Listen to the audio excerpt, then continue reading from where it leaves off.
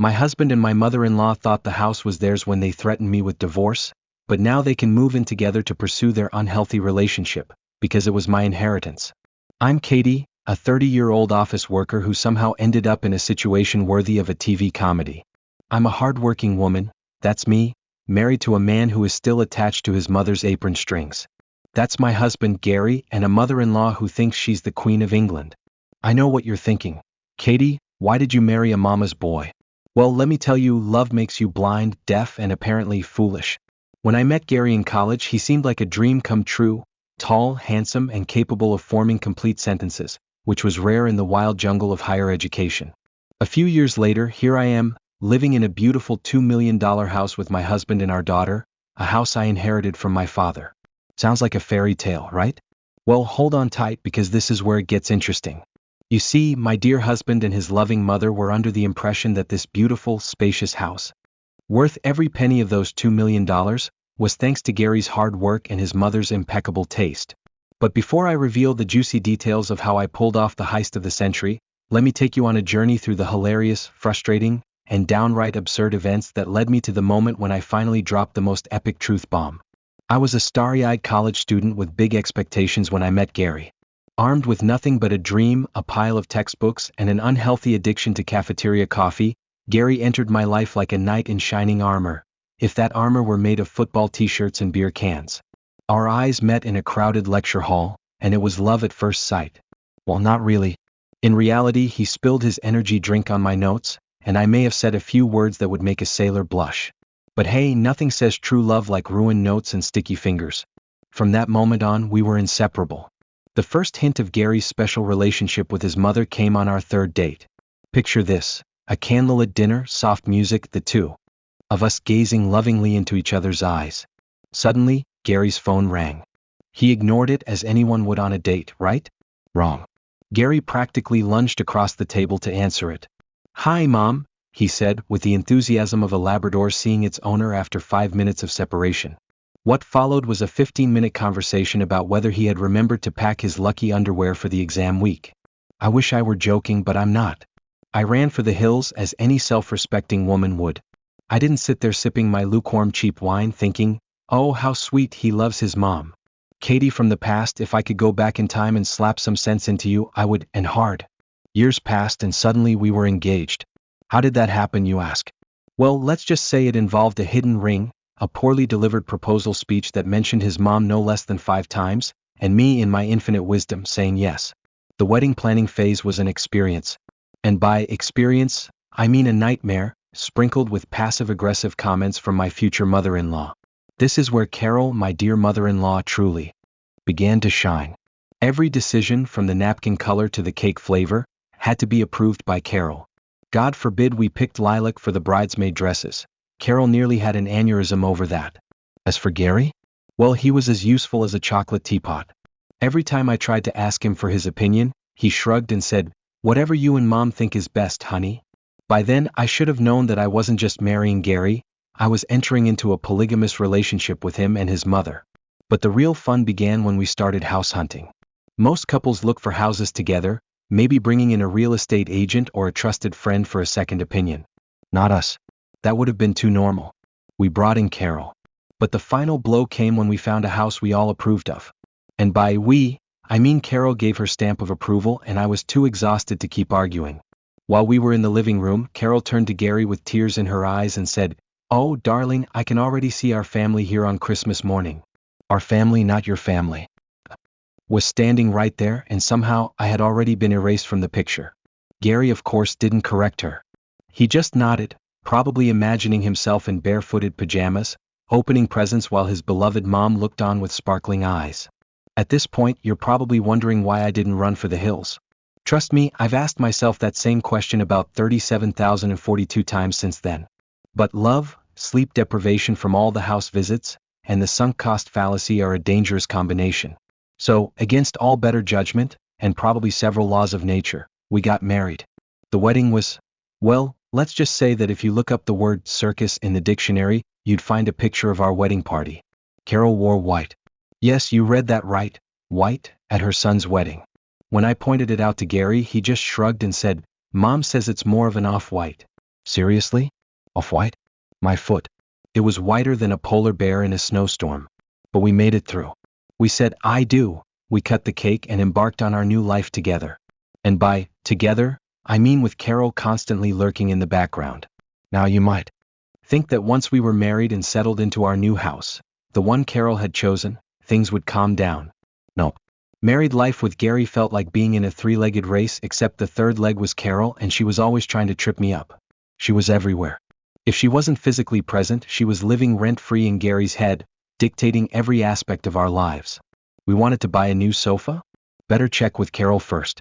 Thinking of trying a new recipe for dinner? No, Gary only likes meals the way his mom makes them. Want to paint the guest room? Calm down, young lady, Carol might not like those colors. And before I knew it, I was pregnant. Now, most women enjoy their pregnancies. Baby showers, decorating the nursery, soaking in the glow of impending motherhood. I, on the other hand, enjoyed Carol's constant comments about everything I ate, drank, or did. Apparently, when you're expecting precious Gary Jr., you no longer get to make decisions for yourself. Oh, Katie, you really shouldn't be drinking coffee. I never touched that crap when I was pregnant with Gary. Well, maybe that explains how Gary turned out. Then, Katie? Darling, are you sure you want to paint the baby's room that color? Studies show it could affect the baby's cognitive development. Again, Gary seems to have tested that paint too. And Gary nodded along with everything his mom said. I swear, if Carol had told him to stand on his head and sing, I'm a little teapot, he would have been upside down singing nursery rhymes before you could say, umbilical cord. The day I went into labor was an experience. I was panting and puffing, trying not to curse every man on the planet. And guess who walked into the delivery room? Carol. Gary had called her before the hospital. No joke. His first instinct when his wife went into labor was to call his mom. I would say I was surprised, but by that point I was too busy trying to give birth to care. There I was, bringing a new life into the world with my husband by my side, looking like he might pass out at any second, and my mother-in-law on the other side, offering pearls of wisdom. Now, Katie, when I gave birth to Gary, I didn't make half as much noise. Having a baby just gave Carol more ammunition. Now, not only was I a bad wife, I was also a bad mother. Every decision I made was wrong, didn't feed the baby properly, didn't change the baby right, didn't sing the right songs. It was an endless avalanche of criticism, all delivered with that sweet smile that made me fantasize about shoving her into a barrel of fast-drying cement. Gary was delighted. He had his mommy and his daughter under the same roof. The fact that his wife was losing her sanity seemed to completely escape him. It was around this time that I realized I needed to make a change, not for my own sake, I was already too far gone, but for my daughter. I refused to raise a girl who thought it was normal for her father to consult his mother on every decision. I refused to let her grow up thinking her worth depended on how well she met Carol's impossible standards. So, I did what any sensible woman would do. I changed jobs. Yes, you read that right. I quit my well-paying, stable job with irregular hours for a position that paid less but gave me more time at home. Because I was determined to be there for my daughter in a way Gary never would be. Of course, Carol had a lot to say about that decision. Oh, Katie, are you sure this is a good idea? How are you going to maintain Gary's lifestyle on that salary? Like Gary's lifestyle of playing video games and asking his mom what socks to wear required a six-figure income. But I stood firm. For the first time since I met Gary, I made a decision without considering what Carol or Gary might think. But don't worry, this isn't the end of the story. Oh no, we're just getting started. Remember that $2 million house I mentioned? That's where things really start to get interesting. But more on that later. For now, I need a strong drink and possibly a lobotomy to forget the image of Carol in her off-white wedding dress. Update 1. Last time I left you with the birth of my daughter and my brilliant decision to change jobs. Now let's fast forward a bit to when things really started to heat up. There we were, a happy family of 3, or 4 if you count Carol, which apparently Gary always did. Our daughter was growing faster than Gary's mountain of dirty laundry, and we started feeling a bit cramped in our current place. You know, the house Carol had so kindly picked out for us newlyweds. One day, during a breakfast of burnt toast, my dear husband said something that almost made me choke on my charred crust. Honey, he said with all the subtlety of a bull in a china shop, I've been thinking. Mom's getting older and I'm worried about her future. How about we find a place where we can all live together? I pride myself on being a reasonable person. I'd put up with Carol's constant interference and Gary's inability to make a decision without consulting the mothership. But this was too much. I tried to reason with him. I pointed out that Carol had more years on her than a bottle of wine, full of preservatives and probably would outlive us all. I reminded him that I valued our privacy, but no, Gary was determined. He had a whole speech prepared about family values and taking care of our elders. I'm pretty sure Carol had written it for him and made him practice in front of a mirror. I was facing a choice: to accept living with the woman who had made it her life's mission to criticize every aspect of my existence, or to be the evil daughter-in-law who denied sweet Carol the happiness of seeing her granddaughter grow.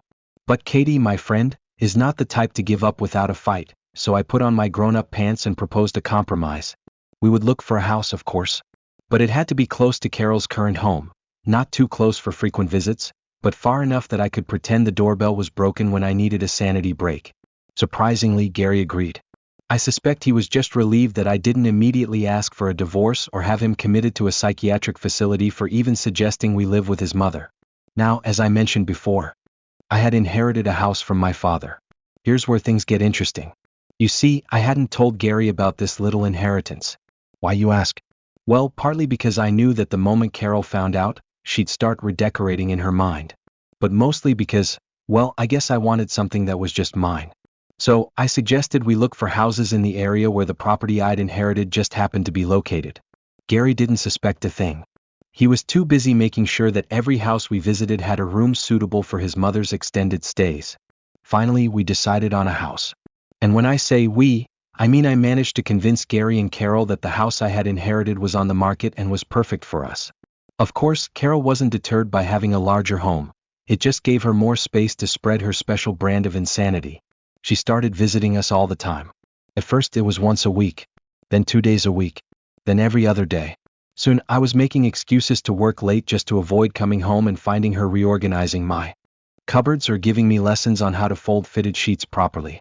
Gary, of course, was thrilled. He had his mom always around, cooking his favorite meals, and generally treating him like a 12-year-old who needed his sandwich's edges cut off.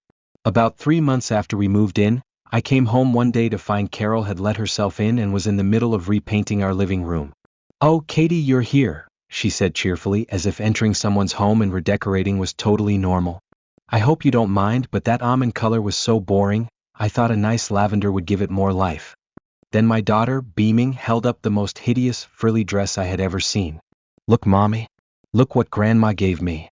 Looking at my lavender walls, my glowing daughter and Carol's satisfied face, I realized something had to change. And since it's legally frowned upon to throw your mother-in-law out of a window, I knew I was the one who had to change. It all started with a phone call from my mom. Now, let me take a moment to appreciate my mother. Compared to Carol, she's a saint. Calls me once a week, remembers my birthday without Facebook reminding her, and has never suggested that her way of loading the dishwasher is superior to mine. But this call was different. My parents' health had been declining for some time, and things had taken a turn for the worse. They were struggling to take care of themselves and really needed help. I did what any good daughter would do. I adjusted my work schedule, kissed my daughter goodbye, and prepared to divide my time between my home and my parents' house. Gary's response was what you might expect. He mumbled something about how hard it would be for him to manage without me, as if he were the one balancing a job, a daughter, and 2 sick parents. He even had the nerve to suggest that maybe Carol could come stay with us full-time to help out. But I didn't have time for that. I had parents to care for, a daughter to raise, and a job to keep. So, I did what women have done since the dawn of time. I took a deep breath, squared my shoulders, and moved forward. What I didn't expect was Carol's reaction to my new schedule. You'd think she'd be happy. After all, I was out of the house more, giving her free rein to redecorate at will and pamper her precious boy. But no. The fact that I was prioritizing my own parents meant, in some twisted way, that I wasn't fulfilling my duties as a wife and mother.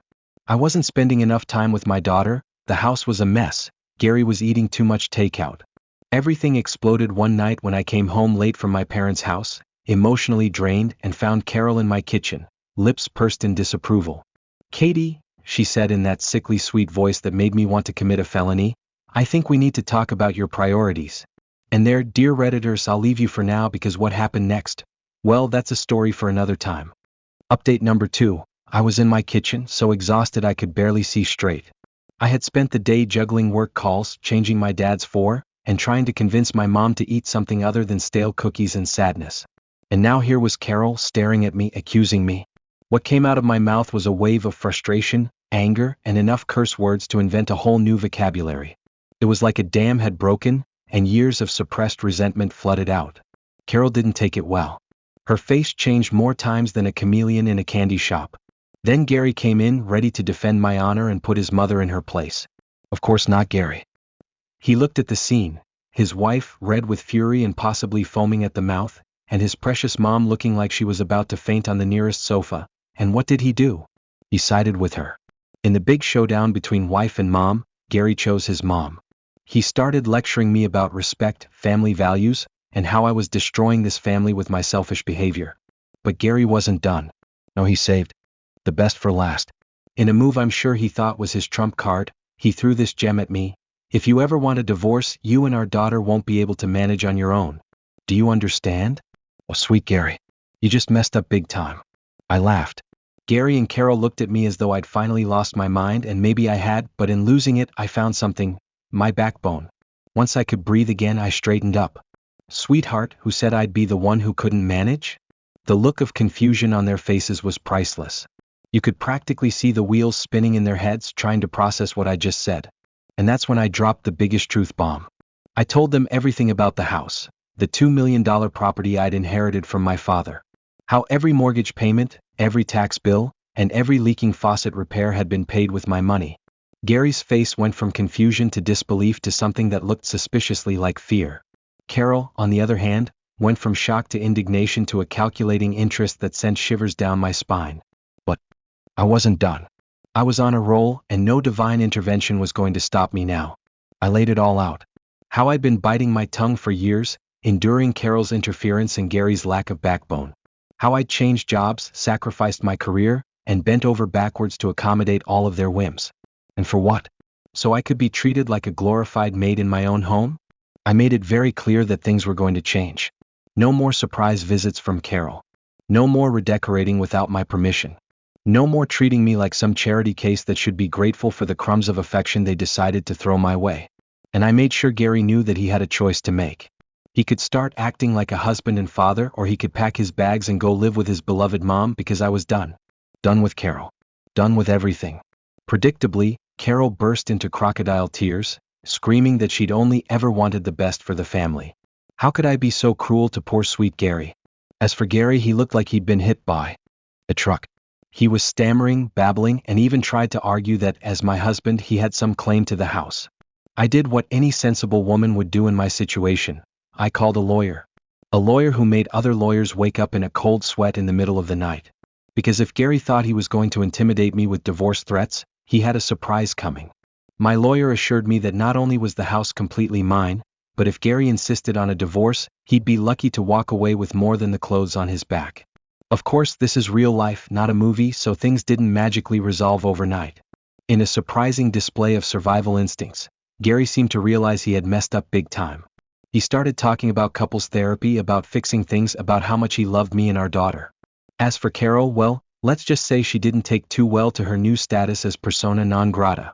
She tried everything: emotional blackmail, love bombing, even a half-hearted attempt at an apology, but I stood firm. My house, my rules, and my rule was no more Carol.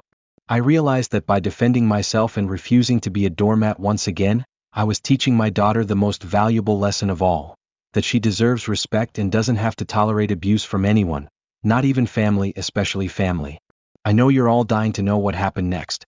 Well, my dear curious ones, that's a story for another day. For now, let's just say life is interesting. Challenging? Yes. But also liberating in a way I never thought possible. I'm rediscovering who I am without Gary's expectations or Carol's constant criticism hanging over me. So if you're out there dealing with your own Gary or Carol, remember this. You are worth more than you think, you deserve more than you realize, and sometimes the most freeing thing you can do is stand up and say, no more. Update 3. Holy moly, this blew up overnight. I can't believe how many of you are so involved in my drama. Your comments and messages have me alternating between laughing out loud and crying into my wine glass. Thank you all for the support, advice, and truly creative suggestions on what I should do with Carol's house key. No, I'm not going to glue it inside a fish and mail it to her, though the temptation is strong. To answer some common questions, yes, I'm keeping the house. It's mine legally, and no tantrum from Gary is going to change that. No, I haven't kicked Gary out yet. We're in this strange limbo where he's trying to convince me he can change, and I'm trying to decide if I even want him to. Carol is banned from stepping foot in the house. I've made it clear that if she shows up uninvited, I won't hesitate to call the police. The look on her face when I said that was legendary, trust me. For those of you asking for Carol's number because you think she sounds hot, please seek help. Seriously. Yes, I've changed the locks and the security code. As for my daughter, she's doing fine. Kids are resilient, and I'm making sure she knows none of this is her fault. In fact, she seems happier since Carol stopped visiting. Go figure. And finally, to the person who suggested I write a book, don't tempt me. 50 Shades of Malva, the story of a mother-in-law, has a nice ring to it, right? Thanks again, Reddit. Your support means more than you can imagine. I'll update when I can, but for now, I have a life to live and a lot of bad move to cover up. Update 4. I'm back because I know how many of you have been waiting for the conclusion of this story and the wonderful marriage I had. Note the sarcasm. I bet you all wanted to know if Gary stayed with me or his beloved mommy. Well, let me tell you, he really didn't have a choice.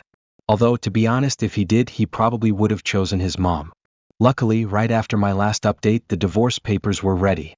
The look on Gary's face when he received them was just as hilarious as you'd imagine. Half surprise, half worry, and a little confusion, as if he couldn't believe what was happening.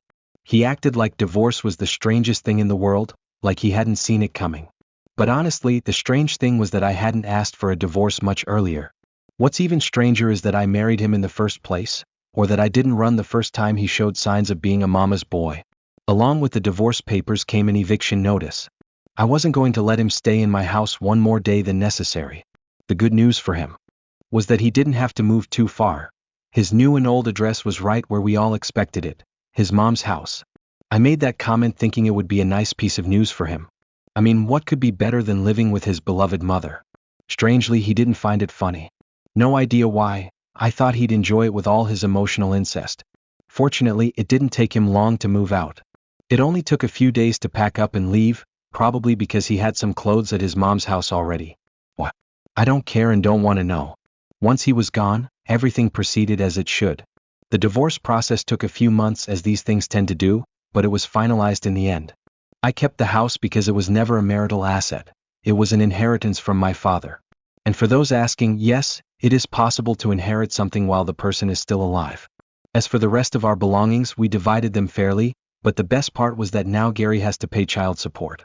This was such a huge relief because I had started thinking about finding a better paying job to support my daughter and myself, now that he's out of the picture.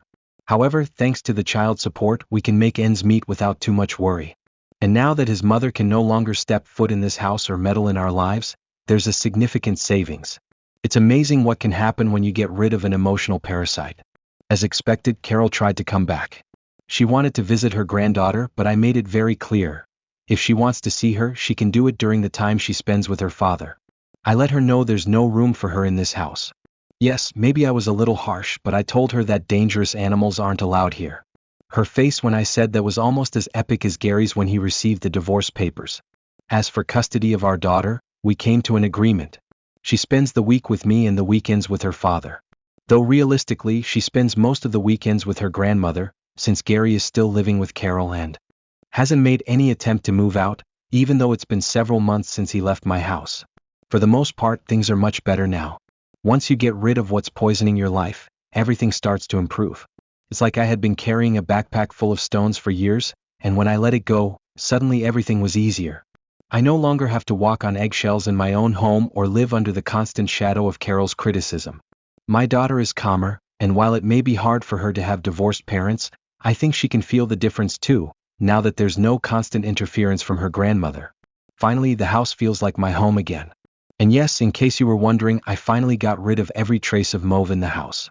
That paint was the first thing to disappear. Freedom has a color, and I can assure you, it's not mauve. My boyfriend, who I've known since we were kids, confessed to me that just 1 week before our wedding, he had cheated on me with my sister and she was pregnant. But 2 years later, I found out the baby wasn't his, and now he wants to come back. 2 years ago, I had to call off my engagement because my fiancé had cheated on me with my sister. This happened right before our wedding, and just 3 days ago, he had the audacity to try to return. Jason, a fake name, and I had known each other since childhood. We went to the same school and started dating when we were both 14. After being together for nearly 12 years, we decided to get engaged. It felt like the right thing to do, and he was the one who proposed. Honestly, I had no reason to suspect that he was cheating, especially not with my sister. Lily, another fake name, my younger sister, was 2 years younger than me, and we were practically best friends. Even for my wedding, she was supposed to be my maid of honor. But that never happened. A few weeks after we got engaged, I started noticing that Jason's behavior had become strange. It was small things like him being distracted when talking about the wedding, and he seemed to avoid discussing it altogether. He spent a lot of time at work, and I just felt like he didn't want to see me. It was odd. I tried talking to him several times, asking if he had any doubts about the wedding, and told him we could postpone it to another time. But he reassured me that he wanted to get married and kept saying that for nearly 8 months. But I guess he found the courage to tell me the truth just 1 week before the wedding. Maybe it was because my sister was pregnant, or maybe it was something else that pushed him to confess. Either way, when he told me, it shattered me. And the worst part was, with her being pregnant, he was planning to marry her. According to Jason, they had always had some flirtation between them whenever they met, but it was only a recent development. He never told me because he thought it was harmless. However, one night, while drinking with his friends, he ran into Lily. And that was it. They both got drunk, ended up sleeping together, and promised not to do it again. But it happened several times after that, and by the time we were engaged, they were having a full affair. Jason said he thought getting engaged to me would stop it, but it didn't. He tried to make it sound like they didn't have control over the situation, but I didn't believe him.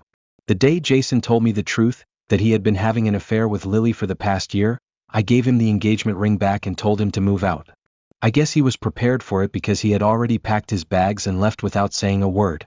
After that, I didn't speak to my sister because I really had nothing to say to her. With only a week left before the wedding, I knew a lot of money had been spent, but I told Jason to handle it because I wasn't going to spend anything. Obviously, I was heartbroken, so I stayed home for the next few days.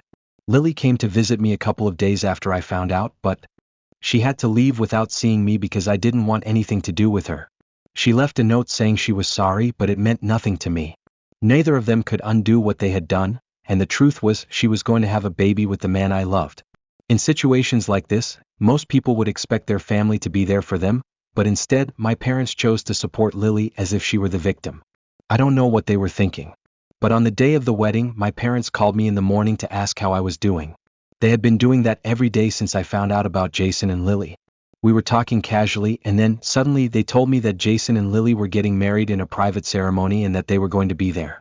That was a shock to me because after they found out about the affair, my parents had been furious and told me they would never speak to Lily again.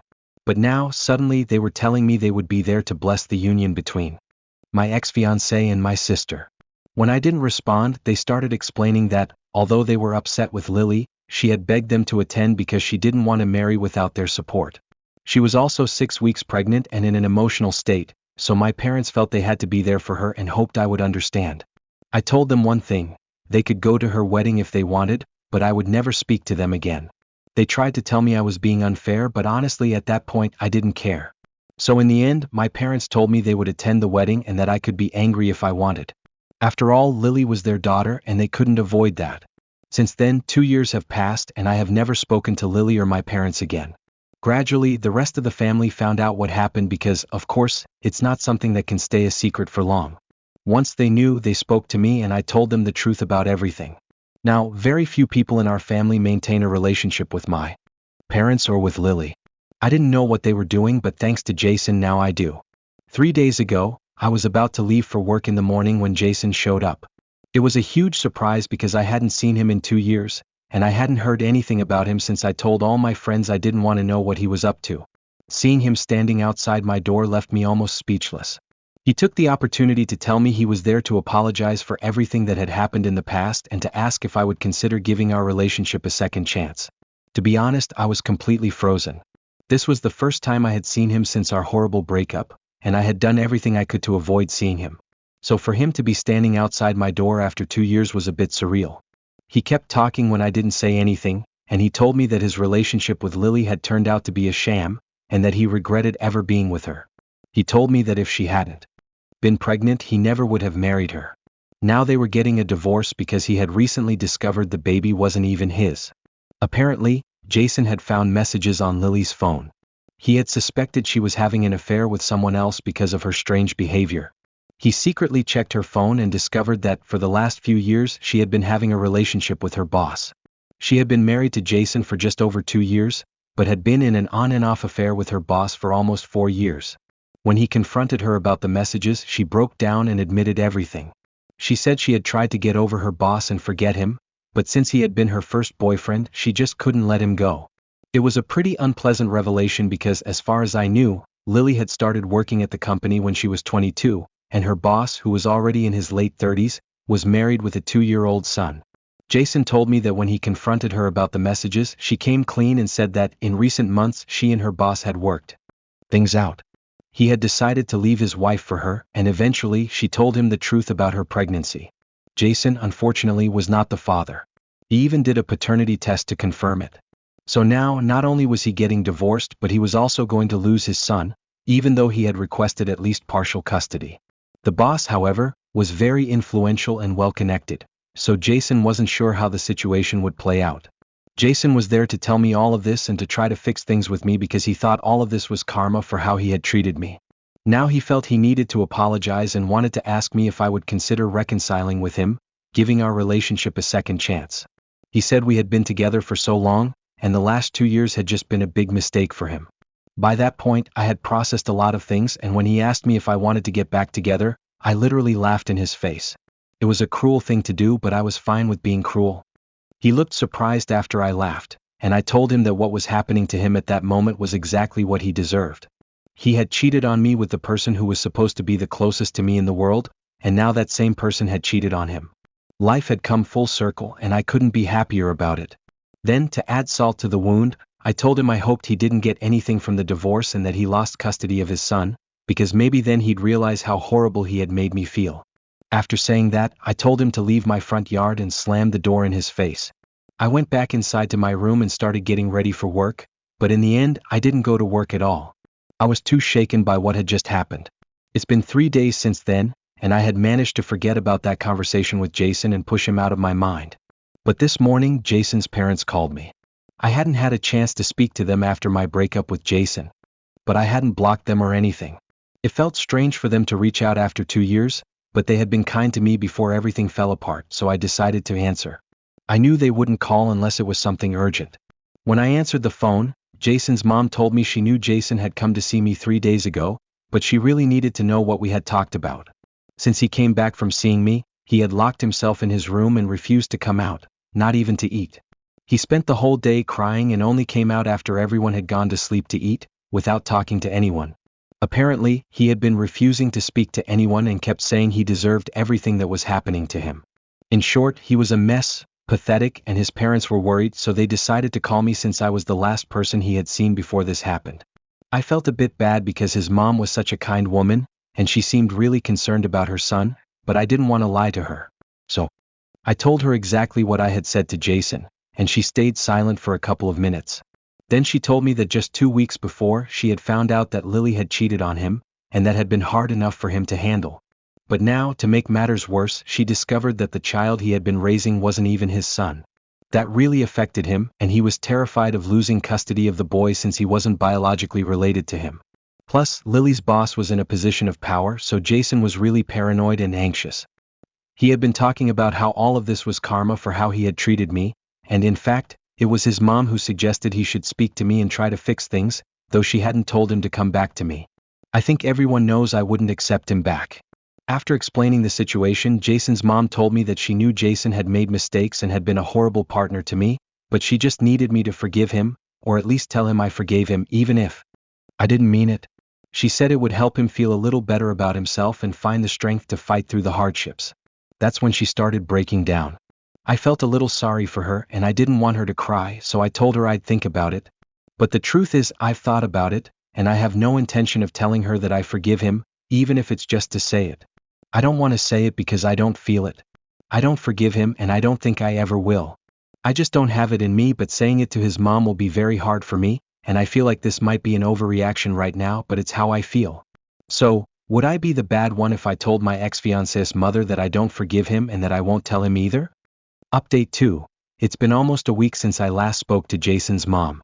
2 days after my last update, she called me to ask if I had made a decision, and I told her that, whatever the reason, I wasn't going to tell Jason that I forgive him because I really don't. I don't think I owe him that just because he's upset about what's going on in his life. I also felt devastated when he left me after cheating on me with my sister, but no one was there for me, and that experience really hardened me. Now, I just don't have the capacity to feel sorry for Jason, the guy who hurt me in the worst possible way and left me with trust issues for life. Instead of accepting this, his mother started arguing with me, saying that the conversation with me had caused Jason to completely fall apart, and now it was my responsibility to fix it. She said I couldn't just ignore it and pretend it didn't matter because Jason was still in shock and refusing to talk to his family due to what I had told him. I found it ridiculous that she was blaming me for his breakdown. I had only been honest with him, and I told him he deserved everything that was happening to him. If he really thought I would forgive him after one meeting, he was very wrong, and that wasn't my fault. Then his mom started expressing how disappointed she was with my behavior because she had always treated me like a daughter, the daughter she never had, and she was just asking for this small favor for her son, and I wasn't even willing to do that for her.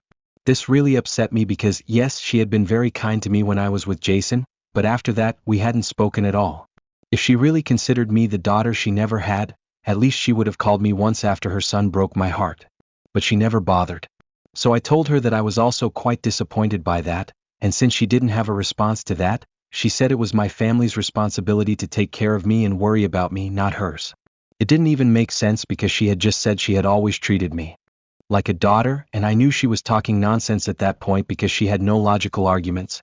So I simply told her that I had made my decision, and she had to respect it, then hung up. After that, she tried to contact me for a couple of days until today, when I returned home from work at around 5:45 p.m. At about 7 she showed up at my house. I was preparing dinner, expecting a quiet night, so I really didn't feel like talking to her. When I saw it was her outside the door, I told her to leave and she said she wouldn't go without talking to me. This really bothered me because I had made it clear the last time we spoke that I had no intention of talking to Jason again. I could understand that he was going through a tough time, but since we weren't together anymore, it was no longer my problem. I told her once again that if she thought bothering me repeatedly would make me change my mind, she was wrong. All it would do is annoy me even more and maybe even make me call the police, which I really didn't want to do because she was an older person, and I had always respected her. I told her not to make me do something she wouldn't like because I didn't want to be in that position.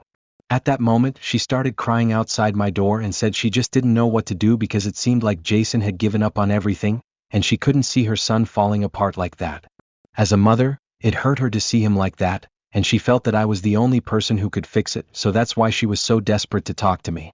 I really felt bad for her, so that's when I opened the door, trying to be as kind as possible.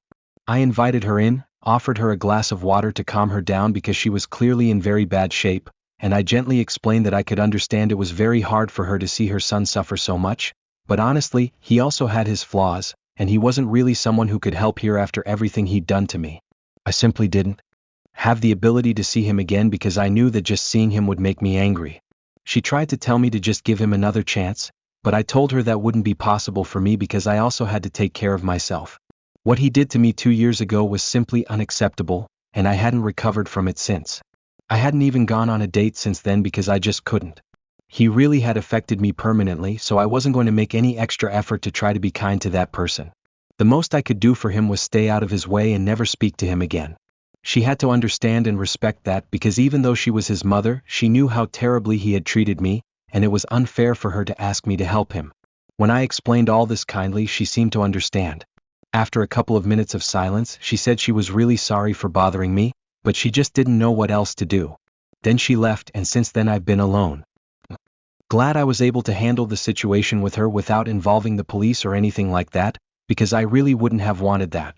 Anyway, after she left, I finished preparing dinner and was about to sit down with some wine to watch a movie when I got a text from Jason. It was from a new phone because I had blocked him everywhere. About an hour and a half after his mother left my house, he messaged me saying that she had gotten home and they had talked. He said he was really grateful for the way I treated his mother with kindness, even though his family had only caused me problems. He told me that, for what it's worth, he was truly sorry for what had happened and that he could fully understand why I said I deserved all this because I really did. He said this would be the last message he'd send me because from now on he was going to try to be a better man, so maybe one day he'd be the kind of person who deserved to be with me. That made me cry a little because even though I didn't want anything to do with him, at one point he had been my whole world, and it just hurt that he had ruined things for us like this.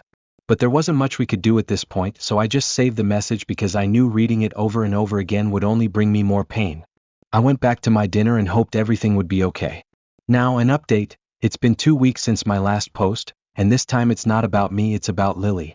Fortunately, everything is going well in my life right now. Jason and his family have kept their promises and haven't bothered me since that last meeting with his mother, so I've been able to get back to my normal life. However, I just heard some really juicy gossip from my friend, whose girlfriend is related to the ex-wife of Lily's boss. Well, I guess I should refer to her as his wife now because I don't think they're going to divorce.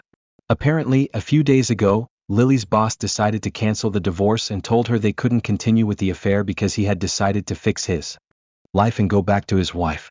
Obviously, she was ready to make a scene about it, posting things and all that, but he bribed her. She had to sign a confidentiality agreement and leave her job, but she got a lot of money for it, so she'll be fine for a while. I think she'll agree to share custody of her son with Jason, which would be fair because, regardless of who his real biological father is, Jason has been raising him for so long.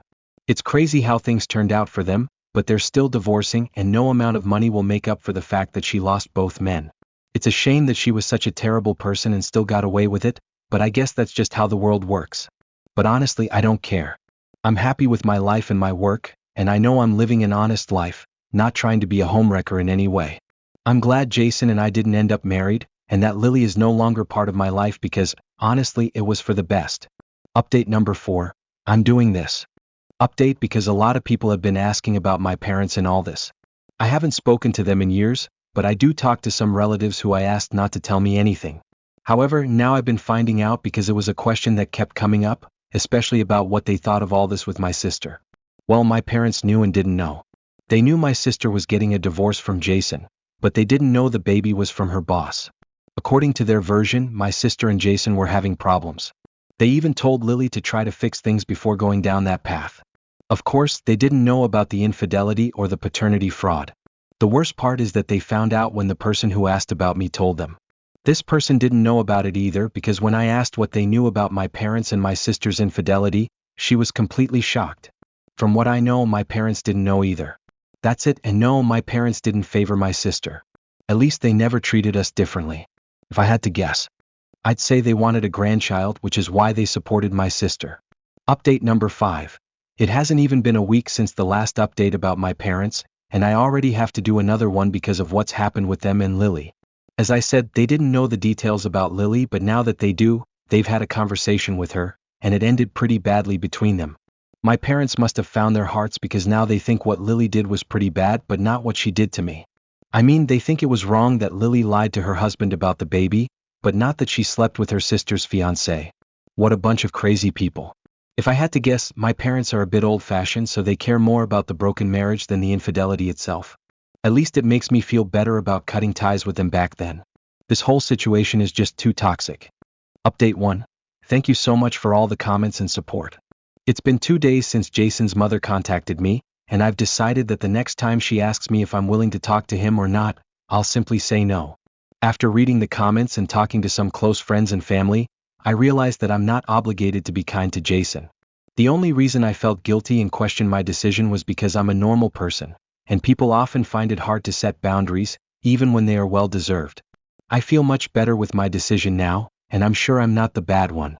Talking with my friends about the situation was a good decision for another reason. While talking with them, we found out that the future ex-wife of Lily's boss is related to a friend's girlfriend. She's a distant cousin, but there's some relation. We discovered that she and her husband had been in an open marriage for the last few years, so technically her boss hadn't been cheating. Lily was the only one who had made the mistake. The only reason her boss had stayed with his wife was to avoid the whole child support situation. He wasn't actually interested in divorcing. He just wanted to keep seeing Lily secretly without anything serious. Apparently, Lily had threatened to expose the affair, so he was forced to file for divorce. If Lily had made the affair public, his reputation would have been seriously damaged. After all, she still worked at the same company and he was still her boss.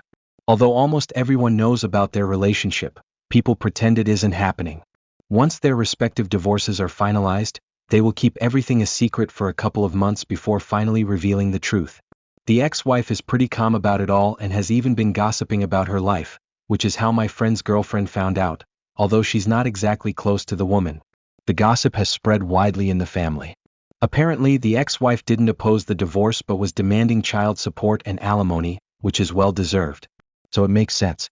I wish Lily had made better choices and maybe her life wouldn't be what it is now, but as long as she's happy, I guess it's okay. Am I the asshole for refusing to buy new things for our house? My husband and I have been living together for a few years now, and we have a fairly straightforward arrangement when it comes to finances. We split all essential household expenses equally, things like groceries, electricity, and other utility bills. This system works really well for us. I handle most of the homemaking tasks, such as cooking, cleaning, and making our house feel cozy and welcoming. I also take care of purchasing any additional items we might need or that could improve the overall comfort of our home. For example, I'm the one who buys new crockery, small appliances, or anything decorative like rugs and picture frames. I do this out of my own pocket, as I see it as part of my role in making our home a nice place for both of us. However, my husband has a tendency to be a bit careless with things around the house. He tends to break things, and when he does, he usually doesn't say anything about it. I've had to replace several things over the years that he's either broken or neglected, and I've always done so without complaint. But lately, I've started to feel a little frustrated with the situation. The most recent incident happened just before Christmas. I had bought a nice kettle as a gift for my mother, which was wrapped up and placed under the tree. It was a thoughtful purchase, and I had planned on giving it to her as part of her Christmas present. But just last week, our kettle, which was less than a year old, broke. When I noticed, I asked my husband about it, and his response was always the same: I don't know. He didn't even take responsibility for it, and I felt irritated that he couldn't be bothered to own up to it. I asked him why he hadn't told me sooner so we could get it replaced, but there was no explanation. So now I've decided that I'm not going to buy a new kettle to replace the one he broke, and I refuse to let him use the one I bought for my mom as a substitute. Instead, I've told him that he'll have to buy a new kettle himself. My reasoning is that I've noticed a pattern where, because he didn't buy something, he doesn't seem to take care of it as much. I'm starting to believe that if he has to spend his own money to replace things, he'll be more careful with them. This has caused a bit of tension between us, and I know it might sound petty, but I just feel like it's time for him to take responsibility for his actions. I'm well aware that he's a bit tight with his money, so I'm fully prepared for the possibility that we might be without a kettle for quite a while. And honestly, part of me is okay with that because I want him to learn the value of taking care of things around the house. I still love him dearly, but I can't shake the feeling that this is a bigger issue than just one broken kettle. It's about respect for the things we own and for each other. Am I in the wrong for thinking like this? Should I just buy the new kettle myself and move on? Or is it fair for me to refuse and ask him to take responsibility for his actions? Am I the asshole for refusing to split plowing costs for a shared driveway? This past spring, I bought and moved into a new house.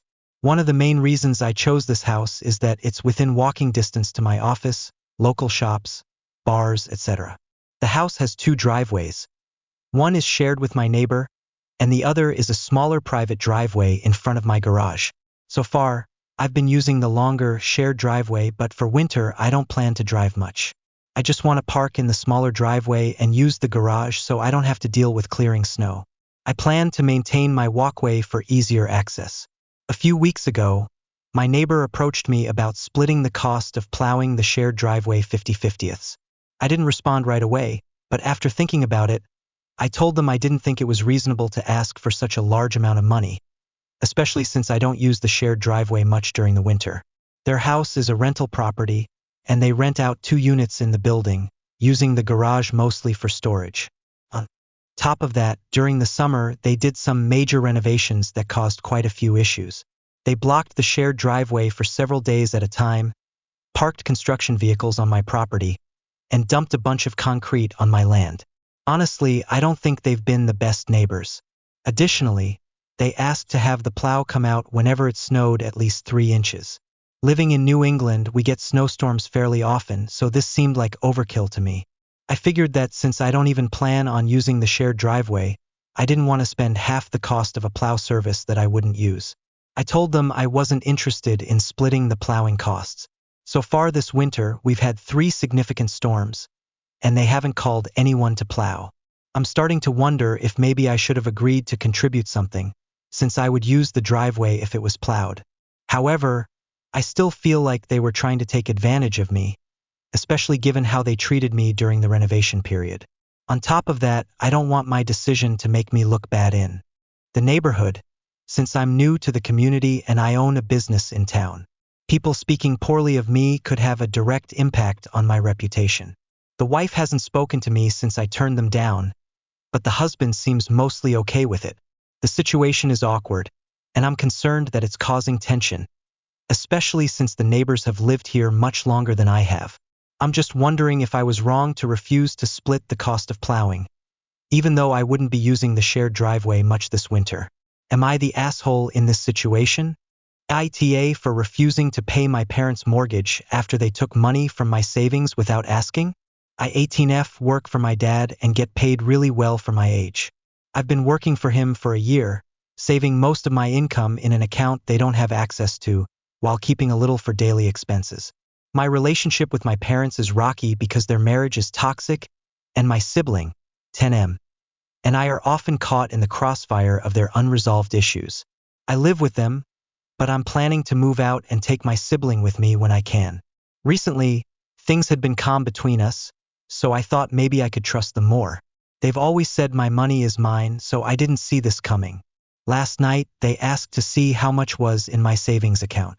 When I showed them, they grabbed my phone and ignored my questions about what they were doing. I overheard them transferring $990, the daily limit, into their loan account without my permission. When I got upset, my dad laughed and told me to transfer another $990 the next day. They didn't explain why they were taking the money or ask for my help beforehand. This morning, my mom admitted it was for their mortgage. I told her they could have asked me instead of taking it without permission. She said, "Your money is our money, and you're getting the house when we die, so what's the problem?" That really hurt because I've worked hard for my savings to secure my future and help my sibling, and now it feels like all my work is pointless. I refused to give them more money, which led to a screaming match with my mom. She accused me of being selfish and ungrateful since they've provided for me my whole life. I do feel grateful, but I also feel like they've crossed a line by taking my money without asking and then demanding more. I understand they're under financial stress, but I feel like they're treating me like an ATM instead of their daughter. I'm questioning whether I should just give in to keep the peace, though it feels wrong. Why I might be the asshole. I refuse to give them more money for their mortgage even though I live under their roof and they've supported me in the past. Maybe I'm being selfish by prioritizing my savings instead of helping them during a tough time. Am I in the wrong for saying no? Update. Thanks to everyone that offered their advice. I listened and called the bank, and they have restricted all transfers out of the savings account, which is good. They also said that the only way right now to get the $990 back is by lodging a police report, but I decided against it. I'm just not mentally strong enough to go against my parents like that ATM. I'm F31, and the guy I'm dating is M37. I'm starting to feel strung along after 2.5 months of dating. I'm F31, and the guy I'm dating is M37. I'm starting to feel strung along after 2.5 months of dating. First of all, things have been great. We have so much fun together, and he treats me better than any guy has. When we are together, everything feels great. But lately I'm starting to feel strung along since he hasn't formally asked me to be his girlfriend. Initially I was hard-lined on 2 months. I felt that was more than enough time. But then, a few days before the 2-month mark hit, he did something really sweet and helpful for me. After that, I softened my position about 2 months and extended the artificial deadline in my head to 3 months. That way I could give him a Christmas gift either way. Generally, I don't buy gifts for people I'm not exclusive with, but in this case, I know I'd regret not buying him something at the very least to say thank you, even if he gets me nothing in return. But now it's 2.5 months in. I see the holidays approaching, and I'd love to include him in my plans and at least offer to spend parts of the holidays together. But I don't feel comfortable doing that if we're not official. I've kind of made up my mind to end us going on dates if we aren't explicitly exclusive by the new year. That's like 3 months and change. I'll probably give him 3.5 months total just because I don't want to have to break up with someone right in the middle of the holidays. I guess my overall questions is whether this is unreasonable. It feels unfair to break up with someone without giving them a chance to correct something. But at the same time, I don't want someone to begrudgingly agree to be my boyfriend because I'll leave them otherwise. I want someone to want to be enthusiastic enough about me to proactively ask when they feel ready, and to be on roughly the same timeline about that. I guess it feels like a choice between good communication, telling him what I want, and dragging someone into a relationship reluctantly, because he wouldn't ask unless he feared losing me. And I have communicated similar things, that I was looking for an exclusive relationship and only interested in monogamy, and that my perspective on dating was that it was like tryouts for an exclusive relationship, and that I don't date people unless we both see potential and are looking for something exclusive after getting to know each other. I just haven't communicated exact dates. What do you think? Should a guy automatically ask you to be his girlfriend when he feels ready? Or is it my responsibility to tell him he should? My husband, 32M, and I, 28F, have different communication styles. How do you manage that during stressful times, and is it a deal breaker? Me, 28F, and my husband, 32M, have different communication styles. How do you manage this during a stressful time? Can we work through it, or is it a deal breaker? We have been together for 4 years, married for 1. This is the first time that we have a period during which we are both experiencing a lot of stress. I am finishing a PhD, I have a new job, and I am looking for another job post-graduation. I am also studying for my driving license, which can be tricky here in Europe. My husband is dealing with a visa situation. He is starting a business and working long hours in another part of the country. The living situation is also complicated, with a lot of moving around, and we still don't have a place together at the minute. Basically, a lot of good change, but stressful. The way I deal with stress is that whenever we talk on the phone, usually about 20 minutes every day in the evening, I want to talk about things that make me forget daily life for a bit and make me feel relaxed. It can be about anything, like a song, a film, a show, someone I met, a nice house I saw. For him, when he is stressed, he can only think about those things, and it's difficult to have a conversation with him. He rarely asks how my day went, and doesn't listen when I offer the information myself. He will answer something that is totally unrelated, or that shows he isn't listening. I've told him that we need to prioritize relaxing time together even, and especially when life gets hard, because otherwise we might become distant, and all the things we are working towards will be for an empty relationship. He understands, but that's how he has always been, in survival mode, so it's very difficult to change that. His love language is touch and acts of service.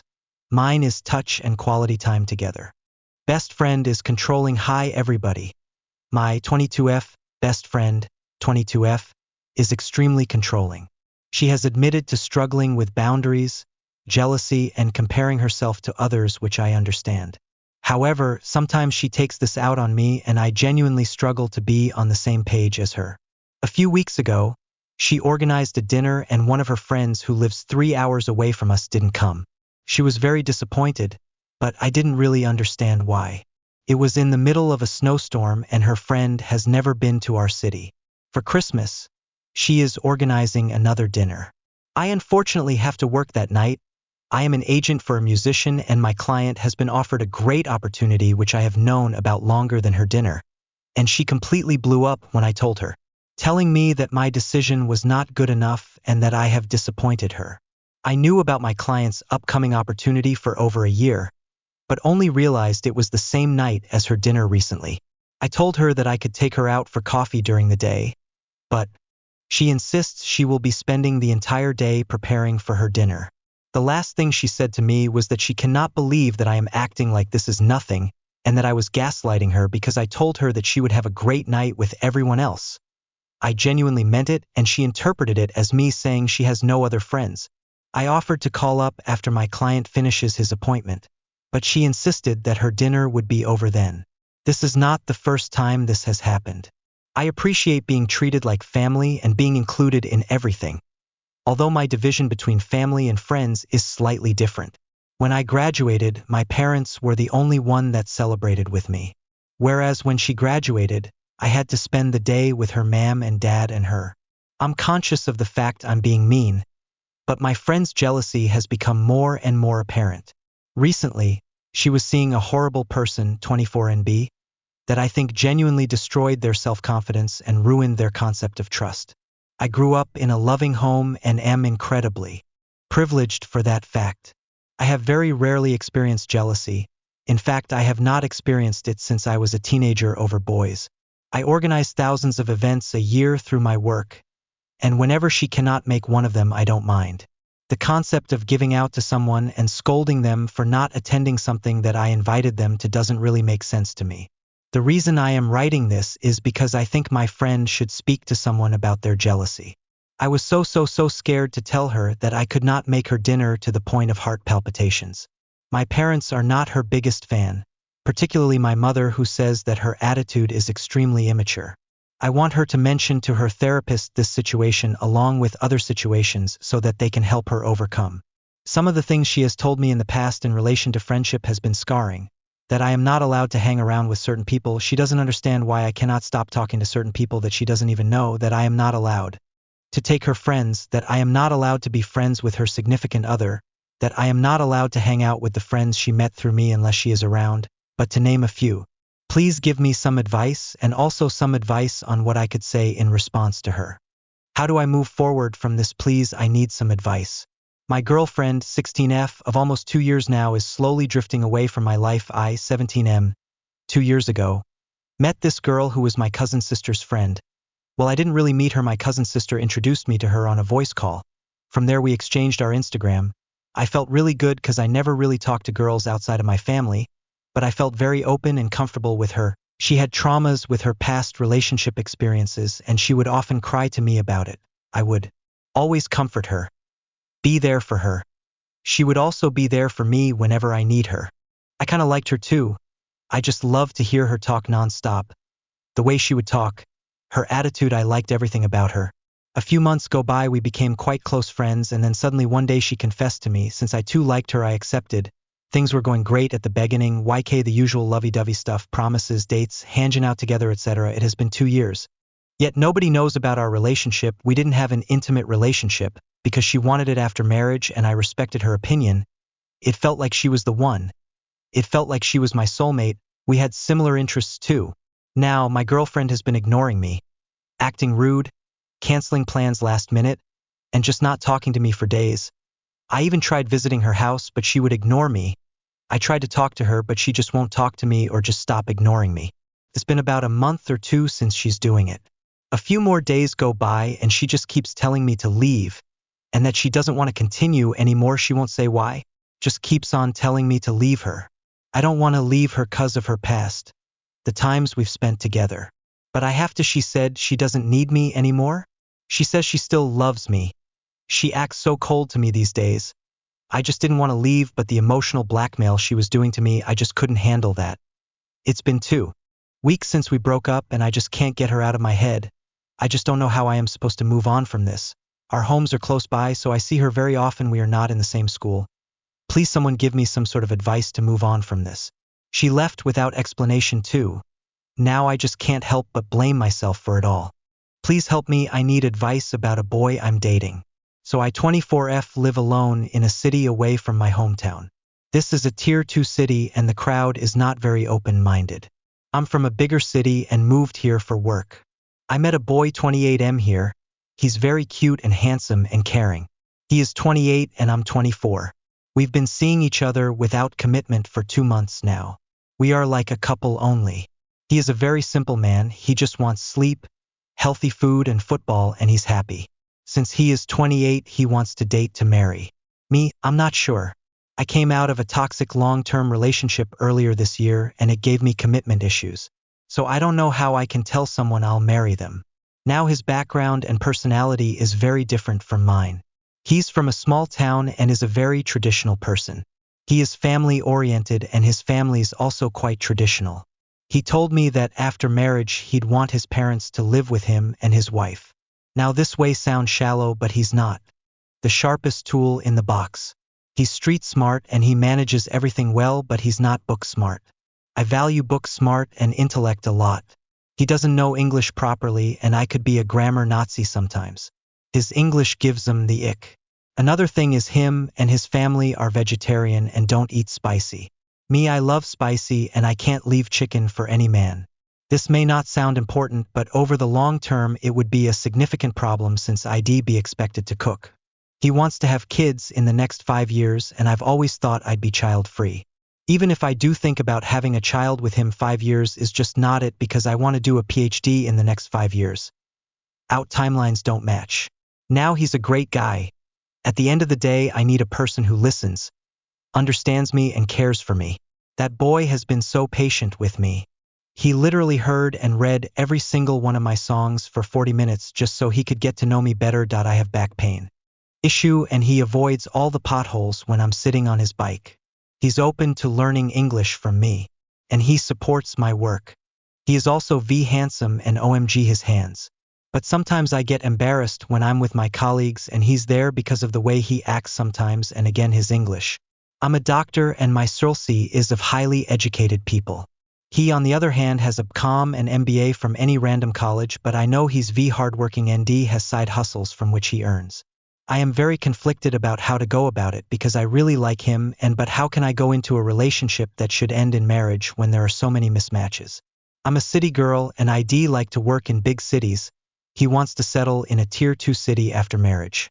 How do I handle this? Should I break up with him?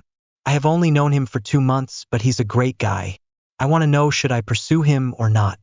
Not attracted to my 21F boyfriend, 23M. Anymore. How to deal with it? So me and my boyfriend, we were friends since the starting semester of our college, and we got into relationship after some time, and we will be completing 2 years soon. At first he was very attentive and emotionally available for me while he was approaching me, but after we got into relationship, he gradually giving me less attention emotionally. Because of that, I agreed to get physical at the very starting of relationship. This was stupid of me, but I thought maybe that will keep him hooked.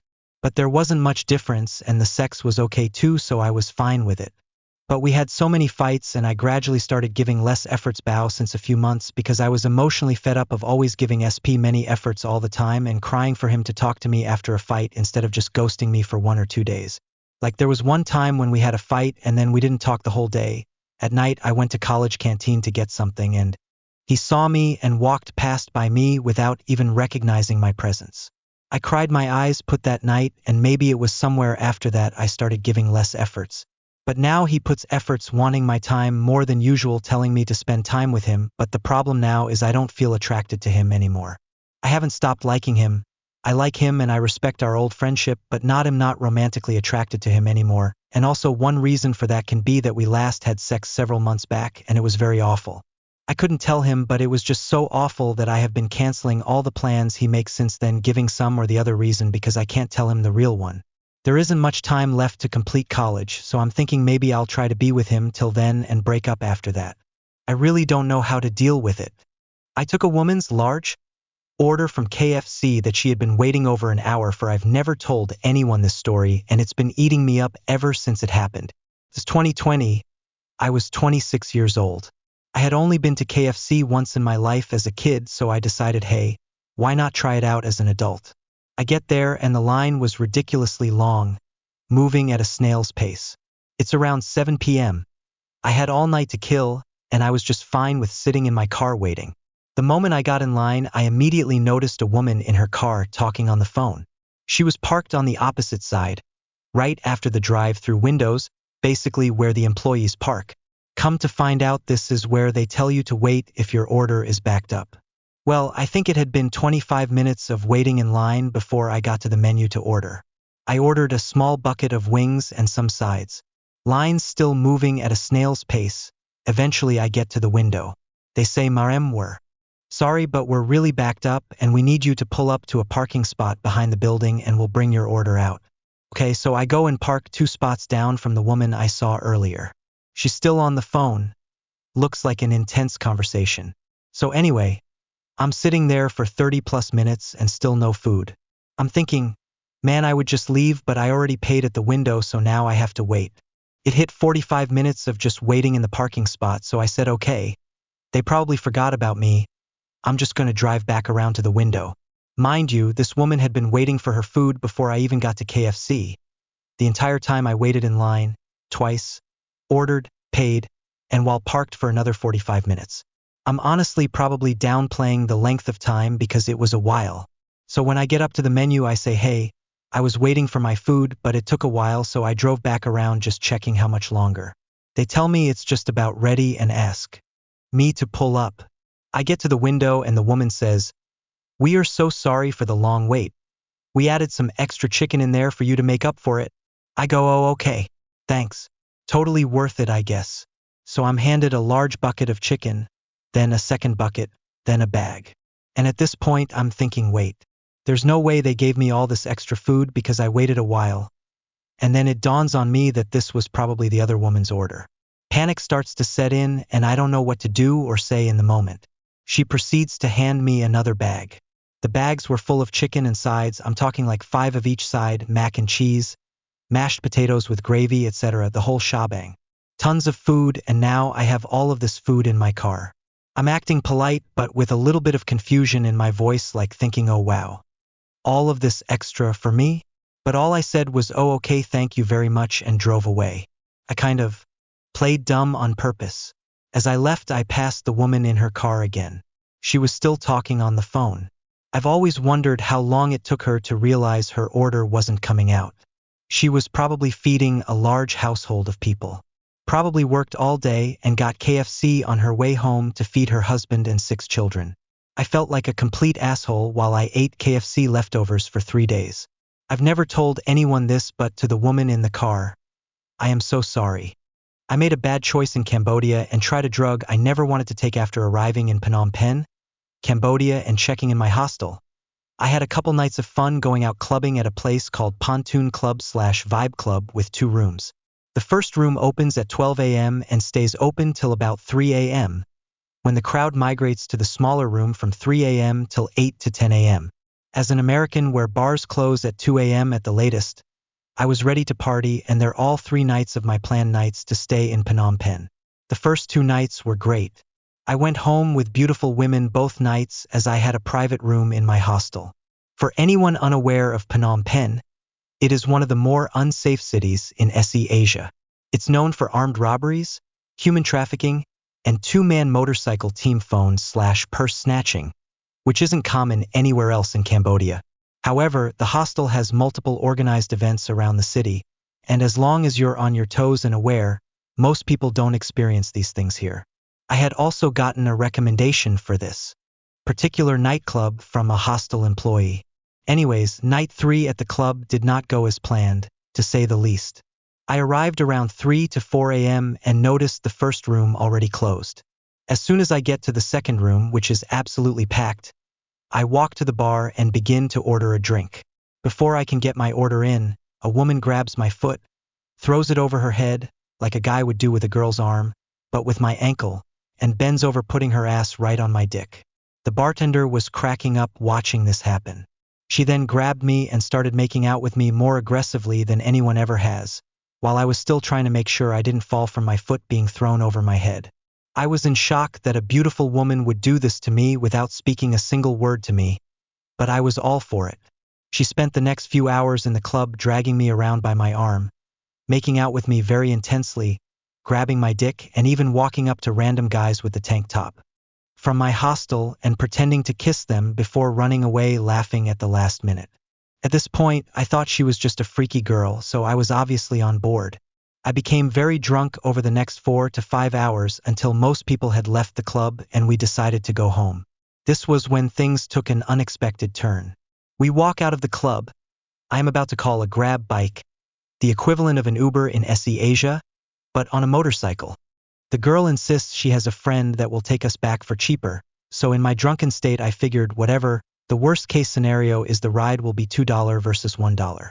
On the way home, I noticed the girl high-five someone on the road, or so I thought. This will make sense later. We arrived back at my hostel around 9:30 a.m. and, as opposed to my previous 2 nights bringing girls back where I was not questioned at all and only asked for the girl's ID at reception, the guard at the door looks me straight in the eyes and goes, "What are you guys doing here?" The girl speaks some Khmer, Cambodian language, to the guard that I can't understand, and explains to me she has family that's involved in the hostel, so people recognize her. I felt I may have angered some relative of hers, but didn't see this getting me into any serious trouble. Plus I was very drunk and not using good judgment. We get let through into the hostel, go to my room, which is when things get interesting. The girl immediately gets naked, essentially rips my clothes off and throws me on the bed. Then she pulls out a baggie while I'm not looking and I go, "Whoa, what is that?" Quick background on me, I have used recreational drugs in the past including cocaine, ketamine, and MDMA/ecstasy, so I know what they look like and their general effects. I never intended on doing any of these on my trip to Asia, for obvious reasons. The girl keeps telling me, "It's very clean, don't worry." I refused at first and told her I don't take anything without testing it. She pulled out a fentanyl strip and tested it in front of me, which was a big surprise, but she basically already had it all dumped onto her phone in lines. At this point, I began thinking with the wrong head and drunken decisions/horniness took over. I took the tiniest line of what I thought was ecstasy. After a few minutes, I didn't feel at all like I had in the past on MDMA. Sex was absolutely not possible as my dick had gone out of commission, which is the opposite of what should happen with ecstasy/MDMA. At that point, I asked her if she's sure this was ecstasy. She goes, "Oh no, not ice." That was the moment I realized how much I had fucked up. A thick accent had made me hear when she said, "Ice. Meth." I had a ferry ride to a remote Cambodian island in literally 3 hours. I had my friend's ticket along with mine, with no plan to bring this girl, and she did not know I had to leave that morning to continue my travels. And I was paranoid as shit in a hostel I was supposed to be checking out of shortly. After explaining to the girl the situation, she seemed very angry and acted like she was going to leave. She realized my friend whose ticket I had was a girl when I passed it through the hostel door, which she couldn't comprehend being just a friend. I calmed her down enough to agree to go to the island, because at this point, I didn't know what else to do besides trust that she would hopefully get us out of this without trouble. I missed the bus ticket I had purchased to where the ferry boarded, so I had to buy a new one of those for me and this girl, as well as the ferry tickets. She kept insisting me and her both wear masks, as she said anyone who knew the smell of the drug would be able to smell it on our breath. I thought this was only from smoking the drug, so this made me immediately much more paranoid. I also have light-colored eyes, so my pupils were as large as I'd ever seen them. I used dark sunglasses to try and cover them when we left the hostel. We sat at the back of the bus, and the entire ride the girl kept telling me she could smell the drug on my breath very strongly, and I shouldn't remove the mask at all. I could smell nothing on hers, but she explained to me this is normal for first-time users. We somehow made it to the ferry station without trouble, but I was too paranoid to sit in the same area of the boat as this girl. In the most anxiety-inducing, 1-hour-long ferry ride of my life, I stared towards the water trying to avoid making eye contact with anyone. I had some THC edibles and a few tabs of LSD in my bag, so my mind was racing. I was either going to make it to this island and chill on a beach until I looked and felt normal enough to check into my bungalow, or I was going to go to prison and likely never be seen or heard from again. When it was time to get off the boat, I messaged the girl that this was the correct ferry stop and walked quickly, eyes directly forward until I was on the beach. At this point, I start getting calls from the girl saying, "Where are you?" I didn't get off at this stop, so the girl ended up getting off at the next stop, which is on the other side of this island that barely has any real roads. I had all of her clothes for the trip in my backpack, and now she was alone on the opposite side of an island she never really planned to go to with the clothes she was wearing. At this point, I told the girl to find somewhere to stay, and that I would bring the clothes when I can. I immediately called the friend whose bus/ferry ticket I had passed through the door, the only other person I knew from back home that I trusted, and explained that I was in a bad situation and to please find me as soon as she got off her ferry. I was waiting near the ferry exit on the beach, far from any other people, and explained the situation when she got there. Luckily, she was able to check in her bungalow and walk me there without me needing to interact with any staff. I relaxed in there, told her the whole story, and finally started to calm down. After researching the Port Sihanoukville ferry terminal, I learned that my paranoia may have been for good reason, as this is a major international drug smuggling city via ferry routes to other countries all over Asia. The next day, I rented a motorcycle and drove this crazy woman's clothes back to her. She pulled me into bed again, but due to the terrible road conditions, literally needed pushed up a hill by a local to get home and almost crashed multiple times. I had spent all day driving and had to make things fast to get back by dark. I basically hooked up with the girl and told her I needed to leave, which caused another temper tantrum. She couldn't understand that I was on a long vacation that had a pre-booked itinerary to some extent, so I could not simply stay there and hang out with her longer, nor did I want to. My plan for that night was to go to a party on this remote island with my friend from home. I return the bike and somehow arrive at the new hostel, which was down the beach a bit from bungalows and closer to the party, literally 15 minutes before my friend was going to leave. This was only important because the party was a 20-minute walk from the hostel, and if you didn't know the way, it wouldn't be super easy to find. It involves walking back from the party through water while holding onto a rope as the tide covers the path to this secretive beach party. I'm having a good time at the party, and my friend eventually decides to leave around 2 to 3 a.m. since our ferry off of this island was a little after 6 a.m. Me, being the insane insomniac I am, decided to stay there another hour or two. At around 5 a.m., I see the crazy girl there once again. She sees me and gives me a look that I can only describe as half very angry, half very horny. She comes up to me and goes, "Come on, let's go have a drink." I did not want to interact with this girl anymore at this point, but she said she just wanted to talk and didn't need me to buy her a drink.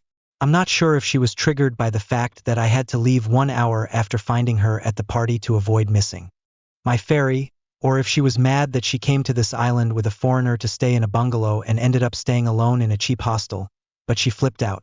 I showed her I had literally no money in my wallet to buy her a return ferry ticket, and she slapped it on the ground and ran towards a large man with many face tattoos and started saying something to him, with both of them looking at me.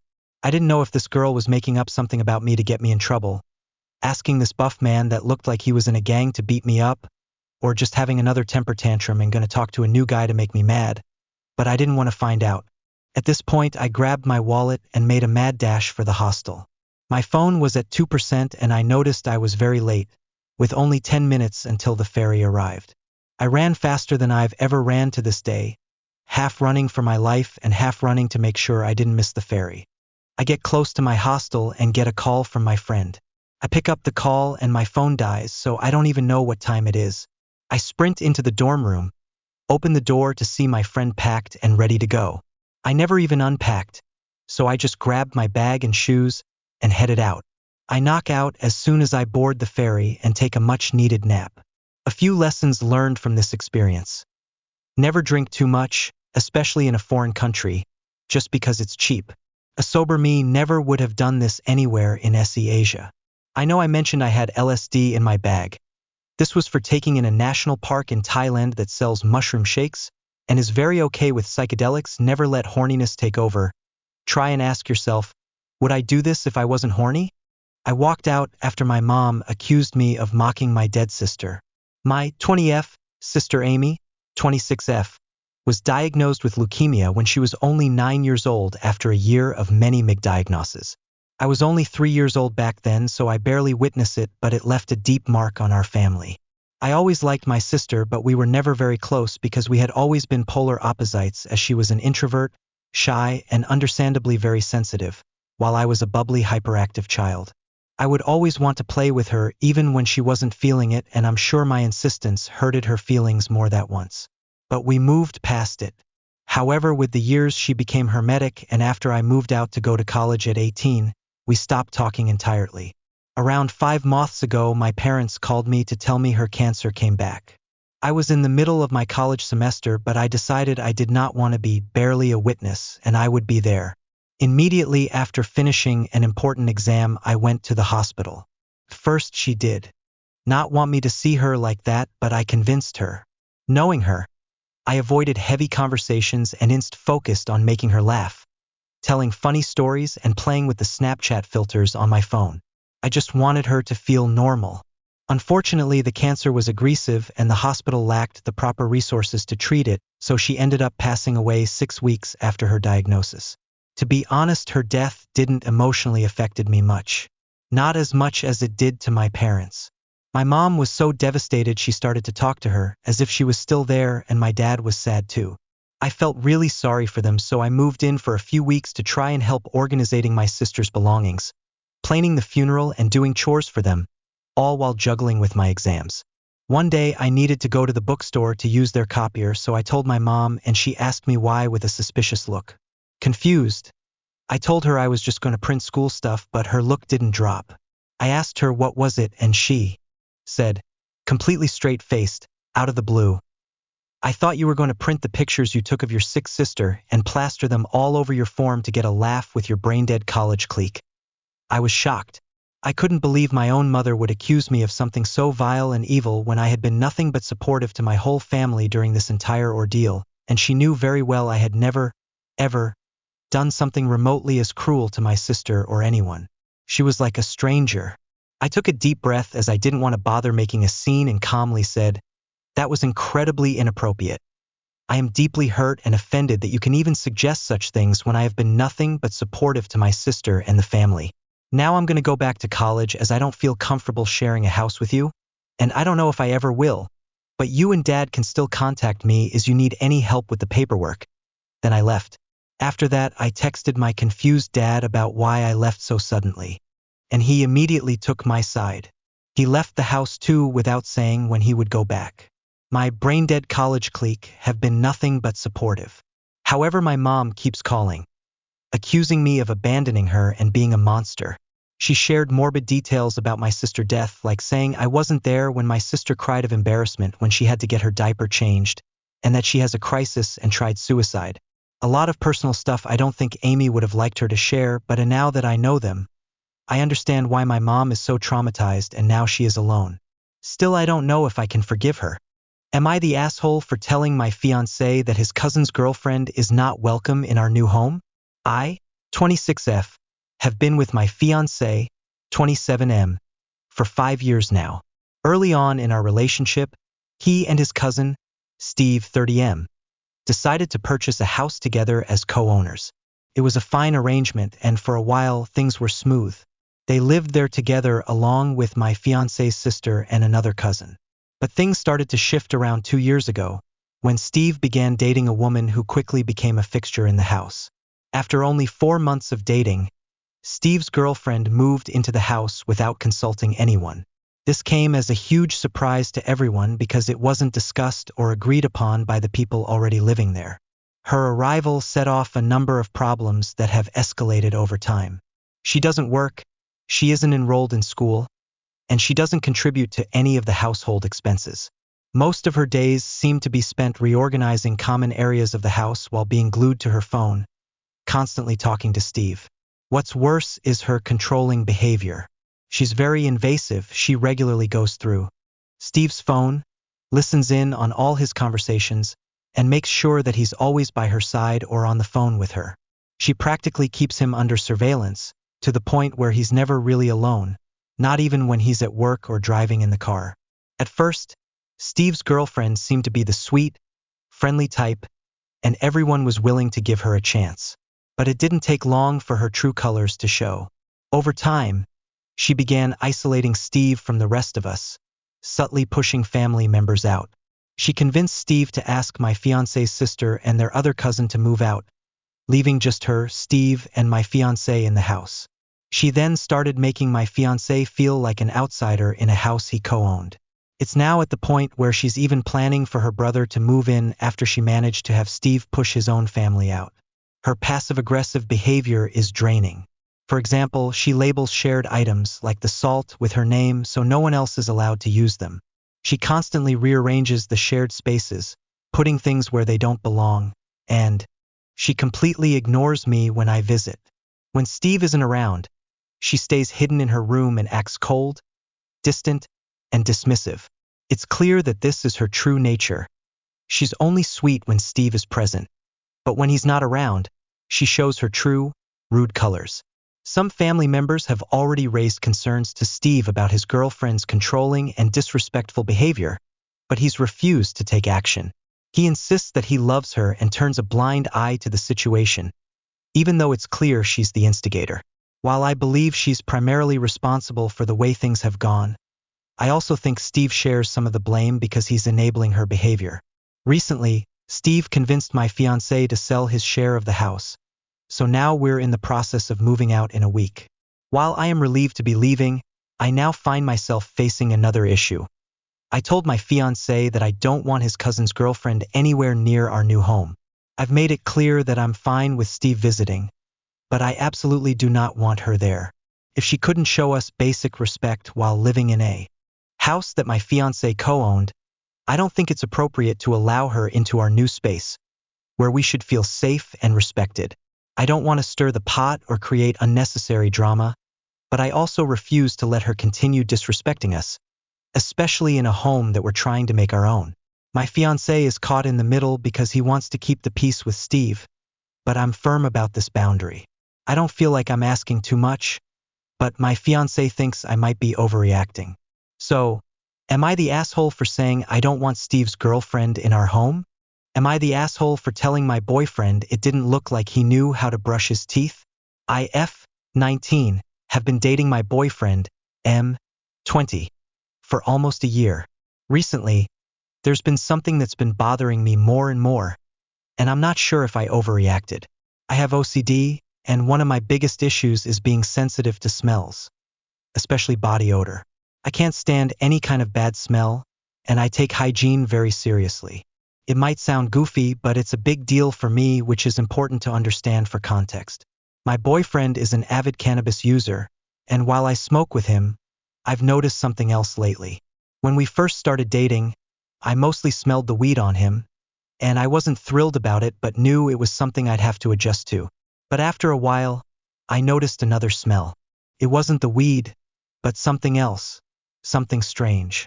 One day, I pointed out that he had food on his teeth, and when he opened his mouth to clean it, I was horrified. He had bright yellow plaque on the bottom of his teeth. Honestly, it disgusted me.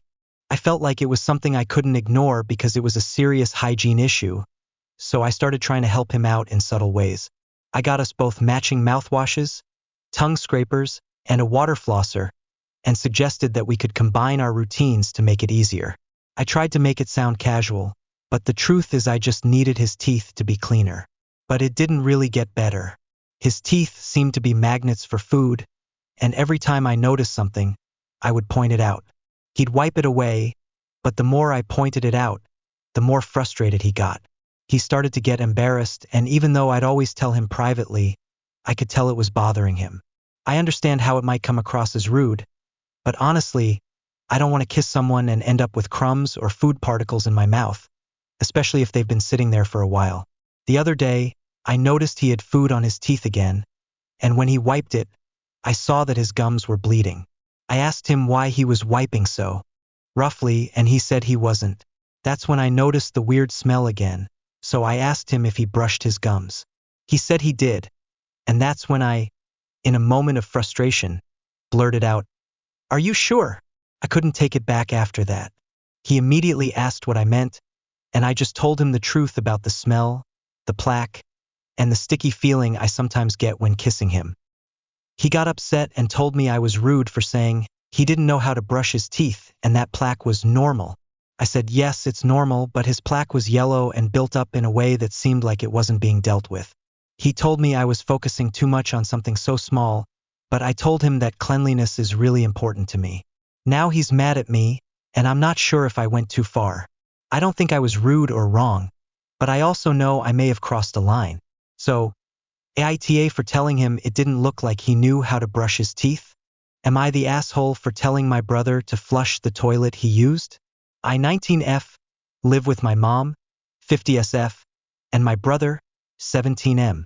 We have a main bathroom that I usually use to shower, and my brother also uses it. Last night, after my evening shift at work, which ended at 8 p.m., I got home and went to take a shower. When I walked into the bathroom, I saw that my brother had pooped and left it there. I knew it was him because I would have remembered if I'd done it, and my mom has her own bathroom. I didn't want to shower in a stinky room, especially since my brother has a habit of forgetting to flush the toilet, so I reminded him that there was poop in there. As soon as I got his attention, he was really short with me, so I told him to flush it more directly. When he didn't do it, I raised my voice and told him again. He said he needed a minute, which I didn't hear and didn't believe, considering his attitude.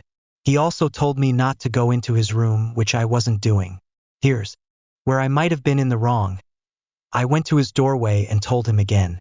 I wouldn't have done this if he didn't have a history of being rude and entitled and not responding to reminders. At that point, I was fed up. I was tired of being treated like crap, pun intended. So, I stood in his doorway for a couple of minutes. I noticed he was watching YouTube and playing with Legos, two things that were non-urgent and could be paused for just 20 seconds to flush the toilet. But he didn't budge. I told him again that it had been longer than a minute and that he needed to flush the toilet. He told me I was throwing a tantrum and to get out of his room. Again, I wasn't in his room, before closing the door on me. I then started banging on the door and screamed at him that I wouldn't leave until he flushed the damn toilet. At that point, our mom heard the noise and asked what was going on. I told her my brother had forgotten to flush the toilet and wasn't doing it now. My brother tried to say I was screaming at him and that I could have just flushed it myself to avoid the issue. But here's the thing. My brother thinks it's okay for us to clean up after him, and when we don't, he calls us dramatic. That's the real issue. If he had just forgotten once or apologized, I would have flushed it myself without making a big deal. But he constantly talks to us like we're his servants, and he never seems to think his behavior is an issue. My mom started questioning him about why he didn't flush, but when he pushed back, she told me to just do it because it would be easier. I said I wouldn't because it wasn't mine, and she got mad at me. In the end, I didn't shower at all. I'm now feeling like I'm overreacting. I know it sounds petty, but it seems like in a normal family, my brother would have just flushed the toilet after the first reminder, or at least communicated respectfully when he needed a minute. Instead, he expects us to cater to him and gets defensive when we ask him to do something basic like flushing a toilet. My close friends pranked me real bad and I can't move on. My friends, 20m, of 7+ years played a prank on me about a girl who is interested in me, and even though it doesn't mean much to them, I'm extremely distressed. I, 20m, was recently talking to me friends, to whom I'm really close and they mean a lot to me and I to them, on video call. We do those for at least 1 to 3 hours a day because we are studying in different countries. One of my friends told me that I have a girl I know that might be interested in talking to you. Me, who had gone through a really bad breakup 2 years before, was quite ecstatic. I didn't have a lot of romantic interaction with women after that, as I was either too scared or felt as if I was betraying my love by trying to fall in love again. Now, when he bring that up to me, I'm really wanted to go ahead with it, as I didn't want to be a miserable alone fuck again. I decided to trust him on 2 conditions. 1. He is someone I've been close to for more than 7 years, so trust comes as a given. 2. He showed me Instagram messages from this friend of his who was interested in me. I started talking to her 2 days back and it went well. Not too well as it would have seemed suspicious to me, but well enough to help me gain my confidence and lowly self-esteem. I was quite happy about this romantic interaction and it quite literally made my days. My mood improved, I started to feel better about myself and I was what you would call a happy person. Come to today, I talked to her after the F1 race like normal. She was also a big fan apparently, and she video calls me. Now, I'm ecstatic about this cause why wouldn't I be? To my disaster, it was 2 of my friend who had been talking to me all this, and they were willing to continue this longer, but didn't cause they thought this wasn't the right thing to do. They had made the Instagram account seem genuine and foremost. Their word was something I trusted with all my being. To them, it is a prank and I'm overreacting. Was just for 3 days and it's not like I was in love. I guess I was, or having a genuine interaction with a female made me feel I was. I am someone who has been starved of love for more than a year and maybe I had enough of it. Maybe I was willing to move on and actually be happy. I had tears in my eyes when I was questioning them about all this. My self-confidence is shattered again and I feel ugly as fuck when looking into the mirror. Your advice regarding this will be appreciated. From a women's perspective, what could my 33m, old friend, 34f, be thinking? I had a best friend, we are both in our 30s and we met around 3 years ago. We had a toxic friendship but also an amazing one. We both are introverts and never really been anywhere. After meeting her, for both of us things just clicked. Next thing you know, we're going on adventures and doing things we never imagined. We like theme parks, and in just a few months we had went to Orlando at Disney and Universal. We went to Tampa, San Antonio, and Atlanta. We did so much, it was amazing. Some background.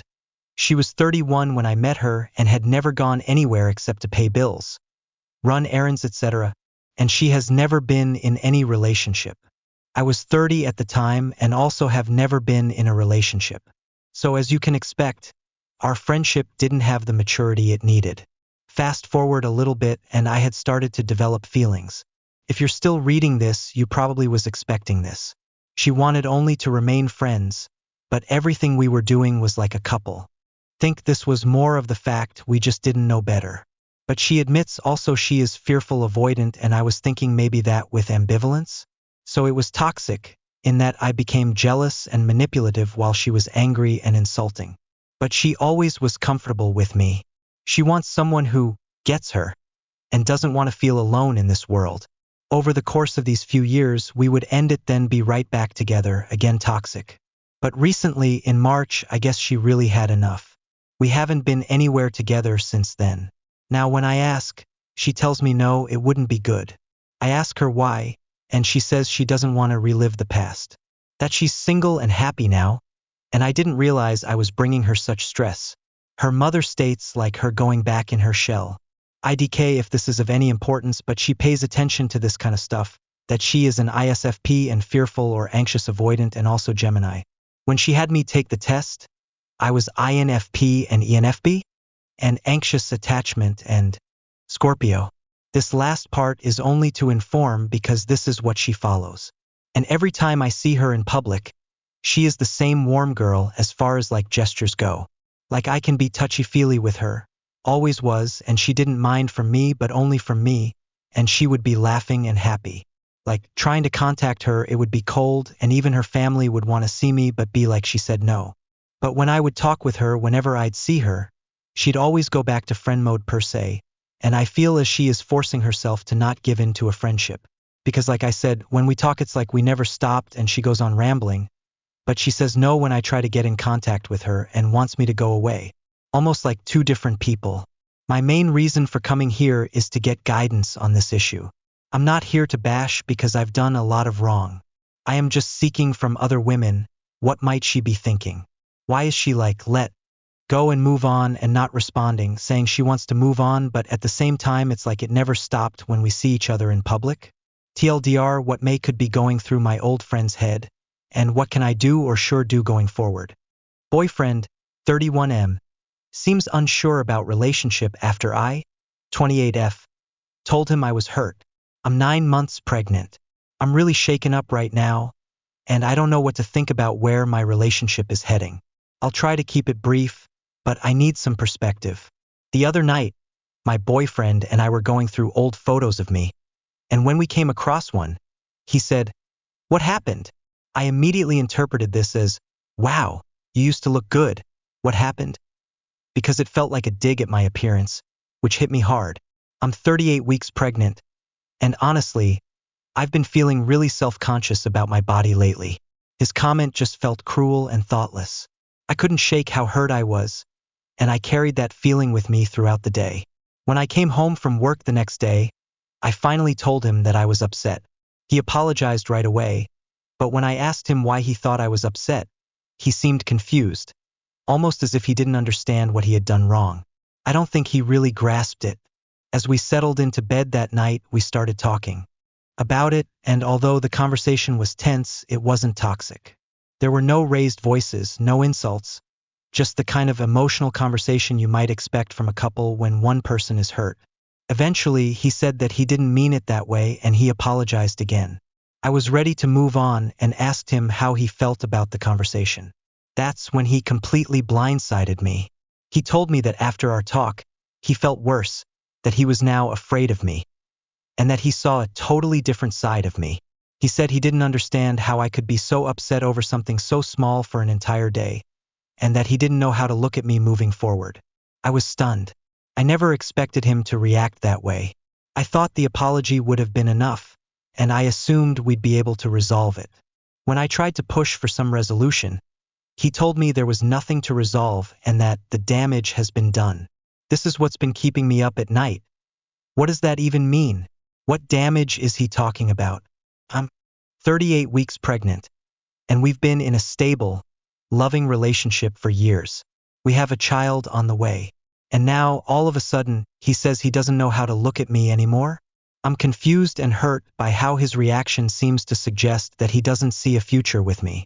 I never imagined we'd be in a situation like this, especially not over something like this. It wasn't even an argument. I was just upset for a day over a comment that felt deeply hurtful to me.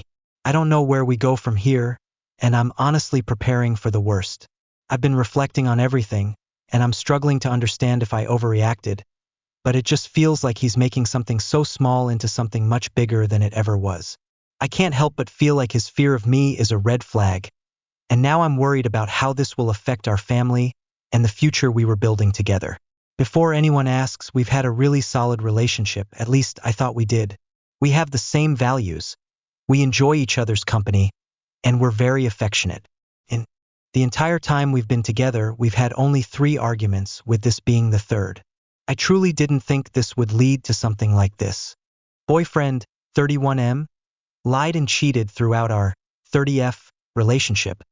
How do I move on from this? I've been with my boyfriend for almost a year, and I genuinely thought we were in a happy, loving relationship. If you had asked me at the start, I would have said there were no 2 people more in love than us. But over time, everything I thought I knew about him and our relationship has been shattered, and now I'm left feeling completely betrayed. To give some background, about 3 months into our relationship, I discovered that he was still using dating apps, sexting women, and engaging with them on messaging and dating sites. When I confronted him, he admitted to sleeping with someone the day after our first date. I was devastated, but he seemed genuinely remorseful, and after some time I decided to forgive him.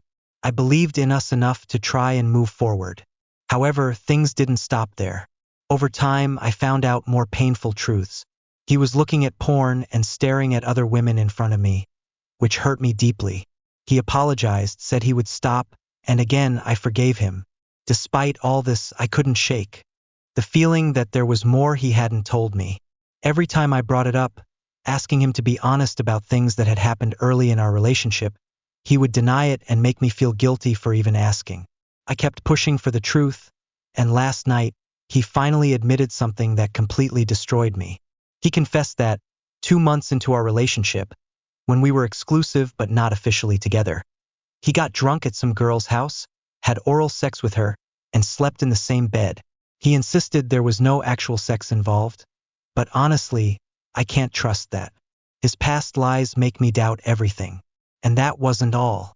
I also found out that he lied to me about when he contracted HSV-2, the herpes simplex virus.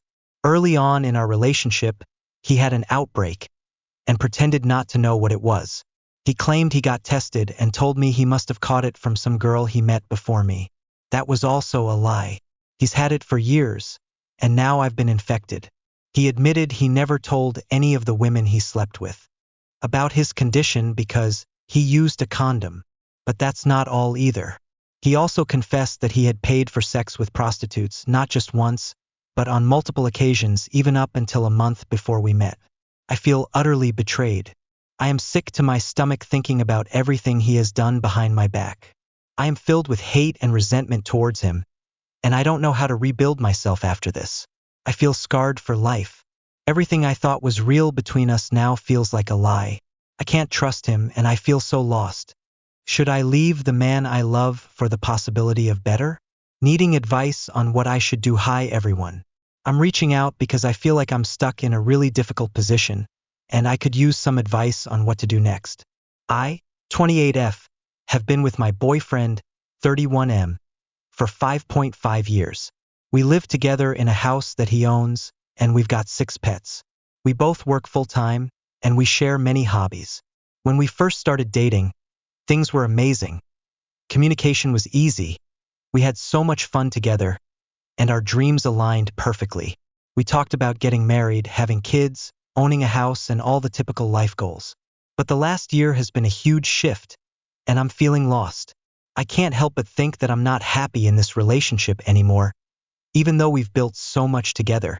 I've been begging him to be more present in our relationship, but I'm constantly met with resistance or anger. Here's what's been happening. Lack of interest in shared hobbies. We used to do everything together, go on hikes, play games, explore new activities. But now I'm always doing things alone. He doesn't engage with my hobbies at all, and when I try to engage in his, it feels forced, as though he's just doing it out of obligation. I do everything around the house. I handle all the chores, grocery shopping, cooking, cleaning, taking care of the pets, and scheduling any appointments. Even though we're both working full-time, I'm taking on 90% of the household responsibilities. He complains that I'm criticizing him when I ask him to do anything, but then he does things like forgetting bills or not taking care of basic home maintenance. I've asked him to be more involved in managing the house, but he either ignores me or gets angry. Emotional disconnection. He used to be my best friend, and we used to talk about everything, but now our conversations mostly revolve around me asking for help and him getting defensive.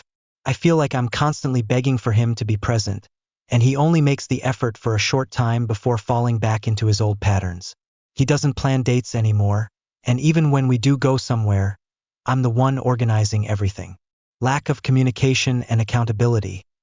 The final straw was when he ignored my request about the lawnmower, which led to it breaking down. He got angry at me for asking him to take responsibility. And this isn't just about the mower. He's missed bills, ignored my attempts to fix things, and failed to follow through on important tasks. I feel like I'm doing everything and he's just checked out.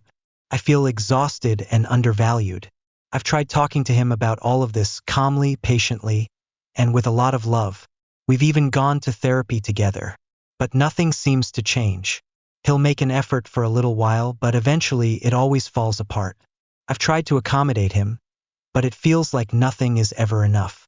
I feel like I'm constantly compromising my own needs to keep things together. But here's the kicker. I love him deeply. He has so many wonderful qualities. He's loyal, kind, and genuinely cares about people. He's great at his job, fun to be around, and has so many positive attributes.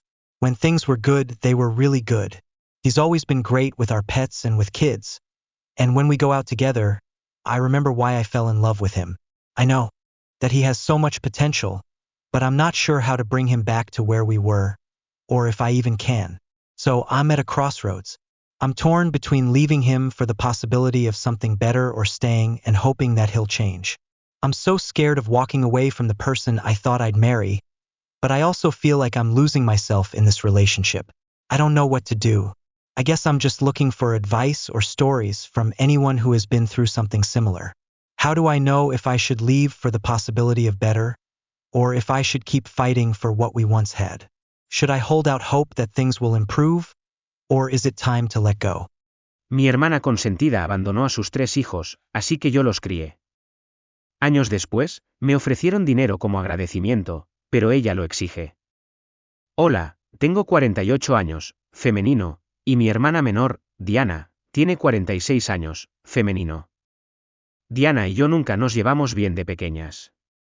Ella siempre fue engreída y desagradable conmigo, así que nos distanciamos tan pronto como terminamos la escuela secundaria. Yo decidí continuar con mis estudios, mientras que ella prefirió vivir con su novio. Afortunadamente, él tenía dinero, ya que nuestros padres nunca habrían podido costearle el alquiler para vivir sola. Sin embargo, Diana dejó claro que no le importaba lo que pensaran nuestros padres sobre su vida y que haría lo que quisiera, así que ellos nunca intentaron detenerla y la dejaron hacer lo que quisiera. Diana tuvo gemelas cuando tenía 20 años y un hijo a los 21, mientras vivía con su novio. Nuestros padres estaban contentos por ella, pero también preocupados, ya que ahora tenía muchas responsabilidades y no trabajaba. Dependía completamente del dinero de su novio para mantenerse. Diana nunca se casó con él, lo cual creo que fue un error, porque habría tenido derecho a una pensión alimenticia si se separaban. La relación terminó cuando Diana descubrió que él la había engañado, pero afortunadamente él le pagó la manutención de los niños que le correspondía.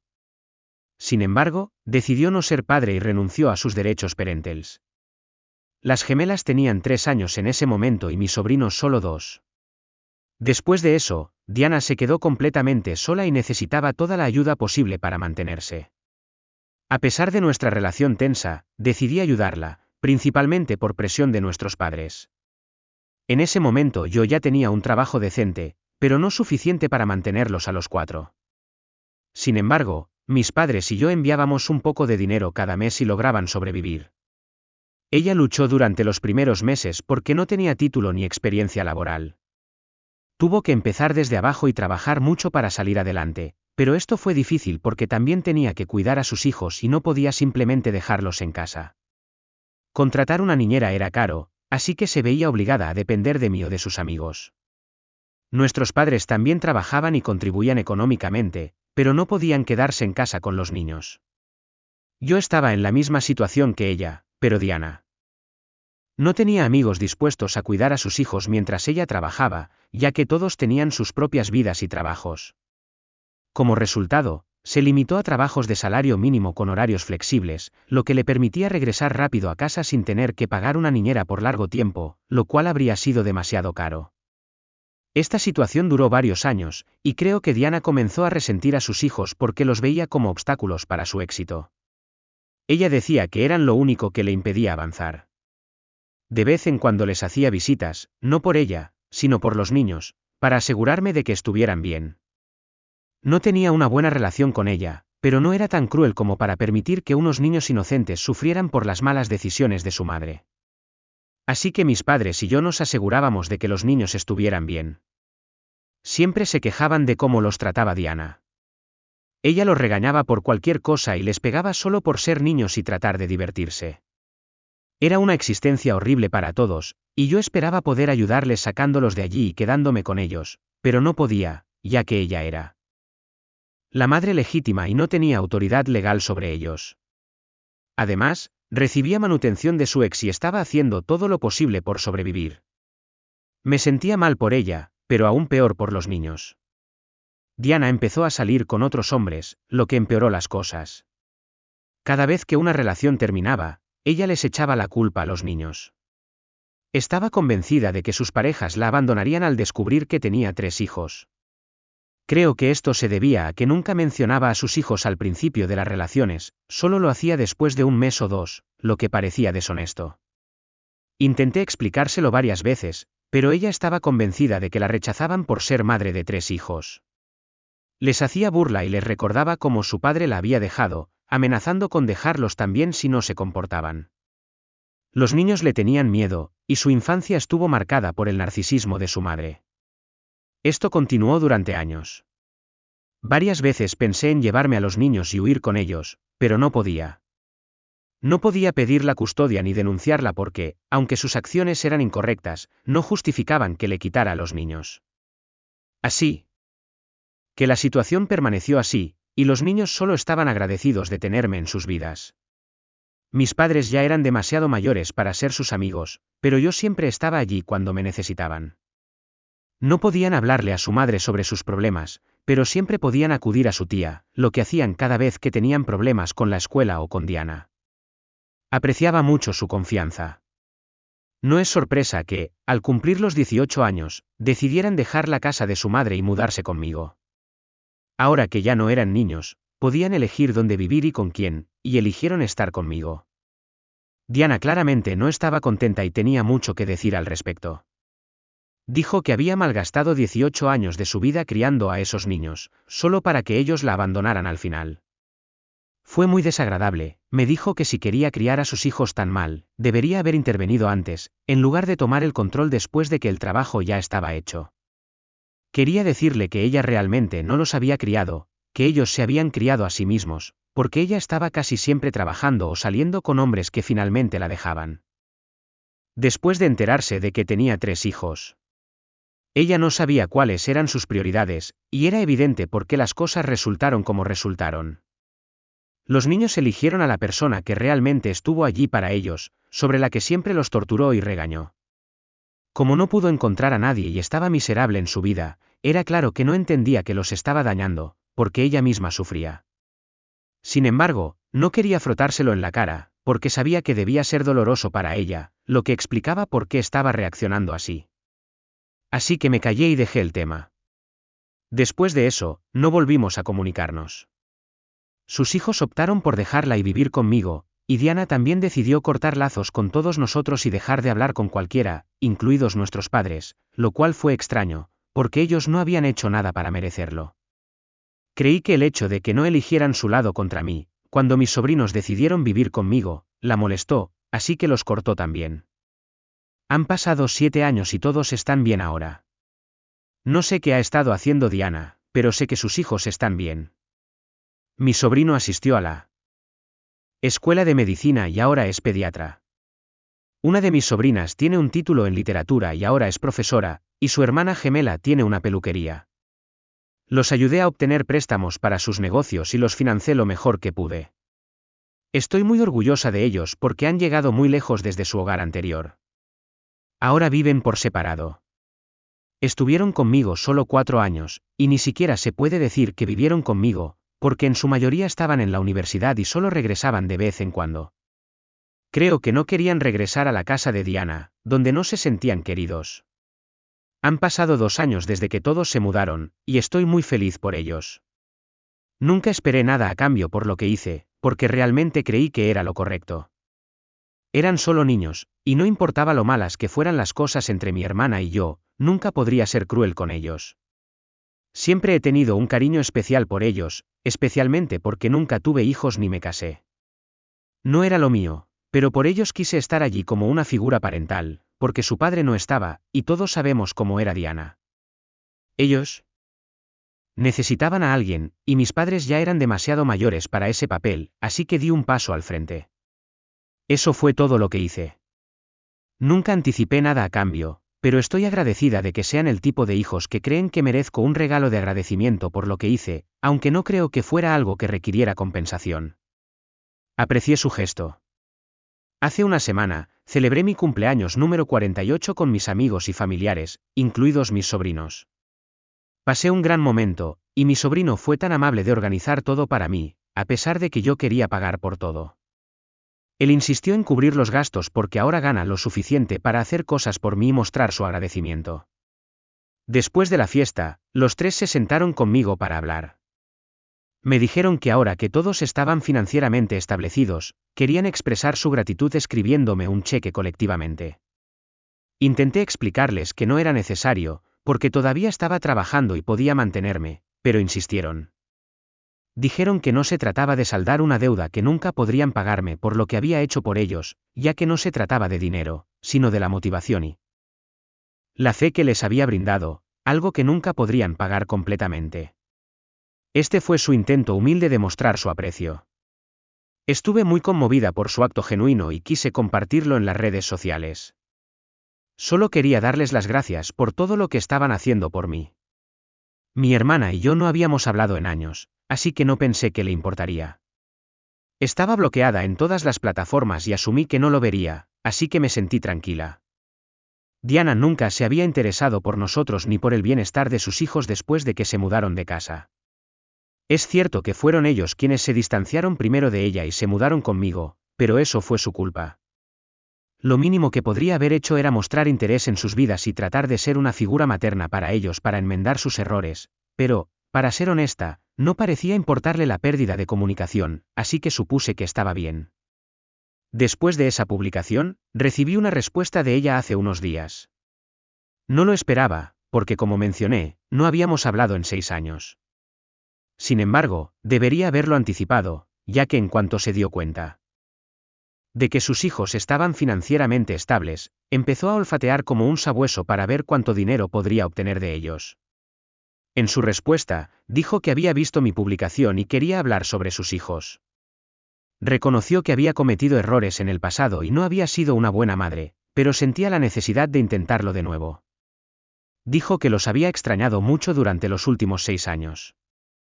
No sé cuánta verdad haya en esa declaración, porque si realmente los hubiera extrañado, podría haberme contactado al menos una vez. Me pidió que hablara con sus hijos y ayudara a acercarlos a ella, ya que ellos responden bien a mí. El momento me pareció extraño, así que ignoré su mensaje. Sin embargo, cuando no respondí, me llamó por la tarde y me enfurecí. Ella insistió en que la ayudara a reconectar con sus hijos, pero me negué. Estaba bastante consciente de que solo los estaba buscando por su dinero, no porque realmente le importara su bienestar. Si realmente lamentara lo que había hecho, habría contactado a sus hijos directamente en lugar de hablar conmigo. No podía dejar de lado su orgullo y ego ni por un segundo. Aún esperaba que sus hijos la contactaran, a pesar de que ella fue quien cometió el error. Fue asombroso lo entituada que era. Intentó discutir conmigo, argumentando que no estaba buscando su dinero y que era ofensivo sugerir eso. Le aseguré que no estaba insinuando nada, pero era tan obvio. Me sentí horrorizada y repulsada por lo que estaba haciendo. Luego, me acusó de robarle todo, diciendo que ya le había robado a sus hijos y ahora le estaba robando sus riquezas. Le informé que no necesitaba el dinero y que originalmente había dudado en aceptar el cheque, pero ahora iba a quedarme con todo porque no lo merecía. Ahora ella está llorando en las redes sociales, contándole a todo el mundo lo que dije y tratando de hacerme quedar mal. Algunos de mis familiares dicen que me pasé con lo que dije, que soy codiciosa y que le debo una disculpa, lo cual me parece absurdo. Por eso, estoy aquí para preguntar si hice mal al decirle a mi hermana que no merece el dinero que sus hijos decidieron darme. Actualización 3, ha pasado un día desde que escribí esa publicación. Tal vez Diana se despertó hoy y decidió vengarse. En lugar de contactarme directamente, se volvió aún más dramática y comenzó a comentar en mi publicación, tratando de hacer parecer que estaba mintiendo, pero no funcionó. Obviamente, tan pronto como intentó reaccionar, sus hijos empezaron a comentar y responderle, recordándole episodios específicos de su infancia, en los que ella había sido cruel con ellos. Eso duró alrededor de 1 hora y no me sentí mal por ello. Nadie lo hizo, porque mi sobrino, mis sobrinas y yo estábamos disfrutando mucho el proceso. La estaban humillando completamente, y no había forma de que saliera de eso, ya que cada mentira que intentaba decir para hacerme quedar mal fue descubierta. Me alegro de haber decidido hacer esto el fin de semana, porque de lo contrario no habríamos podido responder tan rápido. En fin, eso duró como 1 hora y luego ella comenzó a borrar sus comentarios para que nadie pudiera atraparla en sus falsedades. Sin embargo, ya era demasiado tarde, porque muchos otros ya se habían dado cuenta de lo que pasaba en la sección de comentarios, y creo que ella empezó a ser llamada la atención por otros. Entonces empezó a borrar todo y a retractarse de lo que había dicho. Después, me bloqueó. También bloqueó a sus hijos. Supongo que era su forma de rendirse, y me alegra que lo haya hecho, porque habría perdido en una pelea con nosotros. Claramente, nosotros teníamos la ventaja moralmente, o de cualquier otra manera. Creo que borrar los comentarios sería el final de nuestra conexión, pero eligió contactarme personalmente también. Me mandó un mensaje diciendo que esperaba que estuviera feliz ahora que la había presentado como la villana y todo el mundo la odiaba. Es muy irónico viniendo de ella, porque eso era exactamente lo que intentaba hacerme a mí.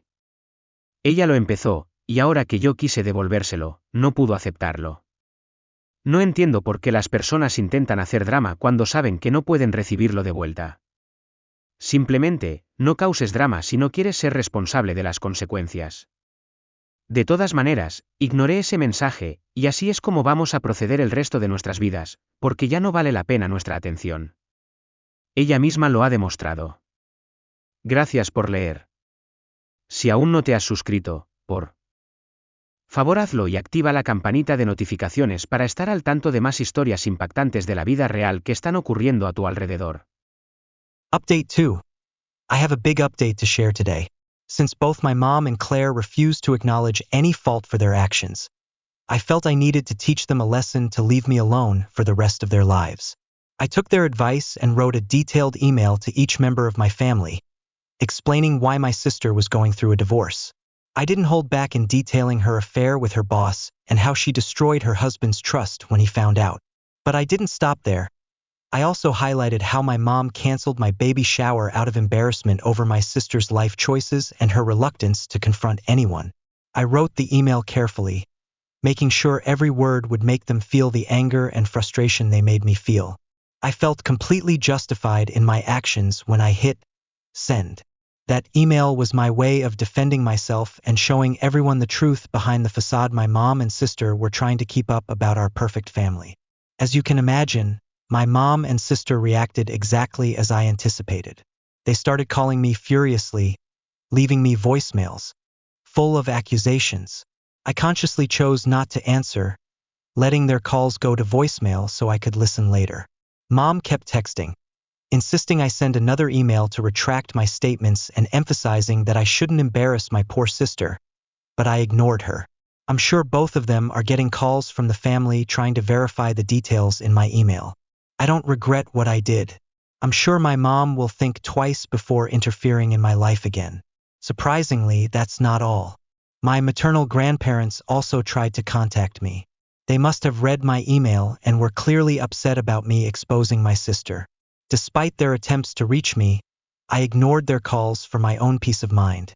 I'm sure they're even angrier now, and that only brings me more satisfaction. Update 5. This update is to let you know that my parents' divorce is final, and my mom had to sell the house. The property was ordered to be divided in two, so my mom had to sell it to pay my dad his share. My dad doesn't have to pay anything to my mom because, although she didn't work and he was the sole provider, the infidelity worked in my dad's favor. What I know is that my mom and sister are now living together with the money from the house sale and Claire's salary, though I'm sure that won't last for long. That's all I know, as the families barely speak to each other anymore after everything that's happened. Am I the asshole for refusing to pay my brother back for things he said I could have? To cut a very, very long story short, I was raised by my grandma and didn't know she was my grandma until I was 11, until social services got involved when I was 13. They felt she couldn't care for me anymore, so I was going to be placed in a foster family. My older brother, who is actually my uncle, had already moved out by then. He gave me a few things before I left, including a PS2, a few games, an old electric guitar and amp, 2 pairs of jeans, and a hoodie. My foster family already had an Xbox 360, and when I helped an elderly neighbor clear out his attic, I found a PS2 Slim and some more games. He told me I could keep them, so I never really used the PS2 my brother gave me. My first Christmas with my foster family, they bought me a new electric guitar and amp. When I turned 14, my body changed a lot. My boobs went from an A cup to a DD in 1 year, and by 15 I had gained weight, and the hoodie and jeans my brother gave me didn't fit anymore. The stuff he gave me ended up getting stored in the garage, but unfortunately, they were all ruined in a flood. My foster parents showed me what a loving, caring family was, and they eventually adopted me when I was 16. I now consider them my parents and love them dearly. A couple of years ago, I decided to reconnect with my grandma, and we've since developed a normal relationship.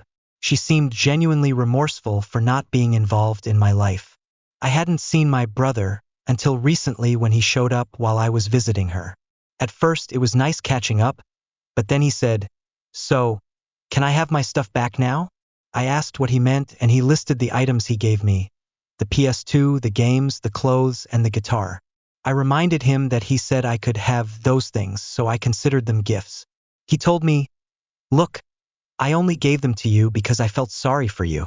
Just give them back."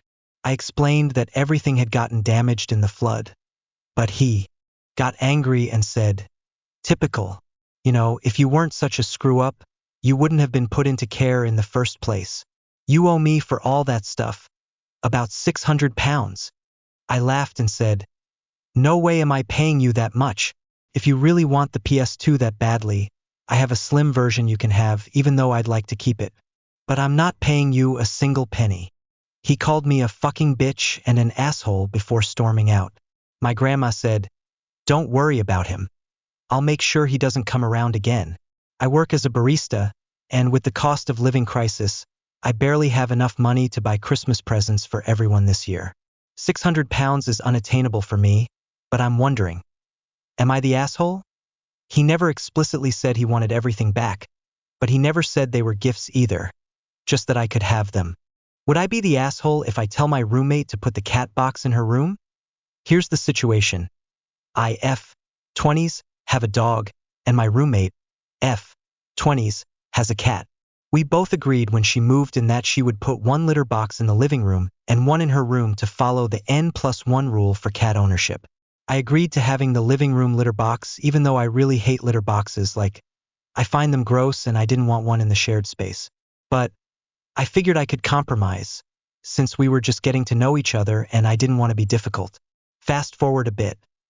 I found out that, for the entire time my roommate has lived here, there's only been one litter box, the one in the living room. She told me she had to throw out the second litter box because it was broken and that she'd buy a new one eventually. Well, eventually hasn't happened. I feel really angry and lied to because I thought there were two litter boxes, and now I find out that there's only one and it's in the common area. I've been trying to be cooperative, but I'm seriously fed up with having the litter box in the living room. I get that it's her cat, but I never wanted to have a litter box in a shared space, and the fact that it's only been one this whole time makes me feel like I've been misled. So here's what I want to know. Would I be the asshole if I told her that the litter box has to go in her room, and we don't need a second box in the common area since we've been getting by with just one? Am I being unreasonable for insisting that it needs to be her responsibility to deal with the litter box in her own room? Important context. The litter box was moved out of my path recently, and I can't smell it right now, but that doesn't change the fact that I find it disgusting. I've been clear with her that I hate litter boxes. I didn't agree to having one in the shared living space, but I reluctantly accepted the compromise when she said there would be two. I just found out she's only been scooping the litter once a week. I nearly passed out when I heard that. The thought of a litter box that hasn't been cleaned in days is much worse for me. So, am I being dramatic and unfair to my roommate for wanting the litter box out of the living room? Or do I have a legitimate reason to ask her to move it into her room? Am I the asshole for not inviting my brother's girlfriend to dinner? I'll try to keep this direct. I, a 23-year-old woman, have an older brother who is 24 and his girlfriend who is also 24. Last year, my brother introduced his girlfriend to our family during a dinner he planned. He wanted to keep it small, so it was just him, his girlfriend, our parents, and me. The dinner went really well. I would say I have a good relationship with his girlfriend. We're not necessarily close, but whenever she's over, she'll come into my room and we'll talk. It's all good, just friendly. Our parents like her a lot, too, which makes her happy, and I'm glad about that. This week, I'm planning on introducing my boyfriend, who is 25, to my family. To give some context, this is the first time I'm telling my parents that I have a boyfriend. They're very protective of me because I'm their only daughter, so it's going to be a tough night. I liked my brother's dinner idea and decided to do something similar. I too want to keep it small, so I plan on inviting just my parents, my brother, and my boyfriend. I told my brother about the dinner plans, and he casually mentioned it to his girlfriend. Later, he told me that she was upset I didn't invite her, and that she thinks I don't like her, and am trying to exclude her from the family. I was shocked by this, but I didn't explain myself to my brother because I could tell he understood my intentions. None of what she said was true. Today, she came over, and when I went to say hi, she was cold towards me. She later told me how inconsiderate I was being with the dinner plans, and that since I was invited to her dinner, I should invite her to mine. I tried to explain my side, but she only replied that if I want to keep it small, I should just call my parents. However, if I'm inviting my brother, then I need to invite her too because, according to her, I should start considering her part of the family now. They've been dating for over a year, if that's relevant. My brother and I are really close, and I really want him there for support if my parents react badly to the whole boyfriend situation. Even if I didn't need his support, I would still want him there because he's my brother and he invited me to his dinner. I don't want this to turn into a big deal. I really do like her, but I just wanted to keep it small with my immediate family. Should I just cave and invite her? Am I the asshole for asking my ex-housemate to show receipts for miscellaneous expenses? I used to live with a housemate, Sandra, who had to leave quite suddenly due to a job falling through and visa issues. I also had to move out shortly after because I couldn't find someone to replace her in the room. Our arrangement was that Sandra would cover the electricity, I would pay for the internet and water, and we'd split the cost of cleaning supplies, including the cleaner we hired bi-weekly, evenly. We kept track of all the expenses on Splitwise.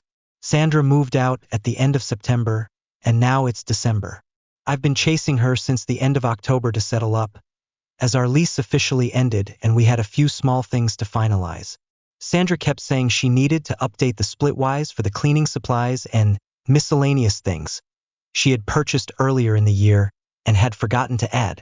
She even sent me a picture of a bundle of receipts in a Ziploc bag, but the photo was unreadable.